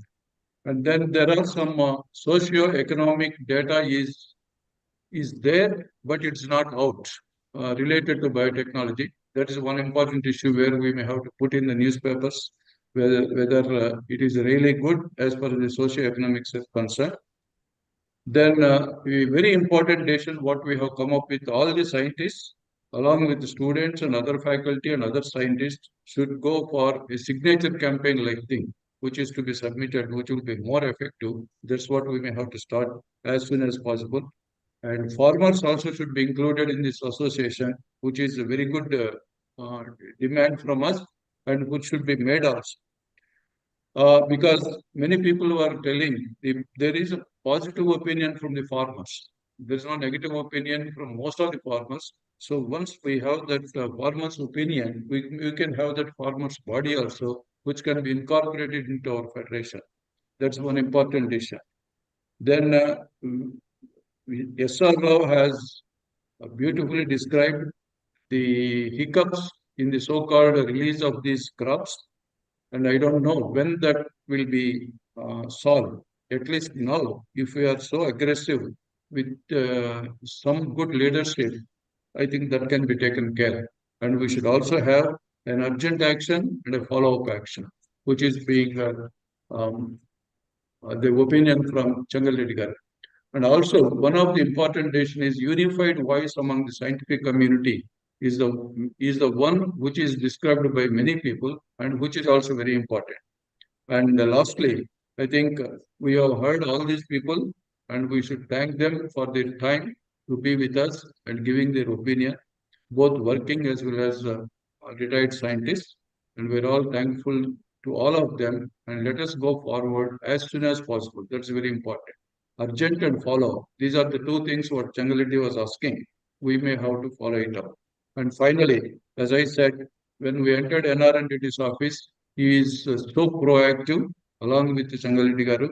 And I think we should thank him to take this initiative. Otherwise, we would not have been today here. And he is the one who said we have to go ahead as soon as possible before the Supreme Court case comes up. And we should also thank Mamata Praveen for coordinating this meeting. And with this, I think we may have to say good night to all of you. Thank you, sir. Thank you very much. Good night, and we'll be working immediately. We'll be getting in touch with Dr. K.C. Bansal for giving his support or whatever the advocates or panel, whomever he is having in mind. We'll work. Sure, Mr. Reddy. Okay. Thank you very much, sir. Sure. Right. Good night, all of you. Thank you. Thanks.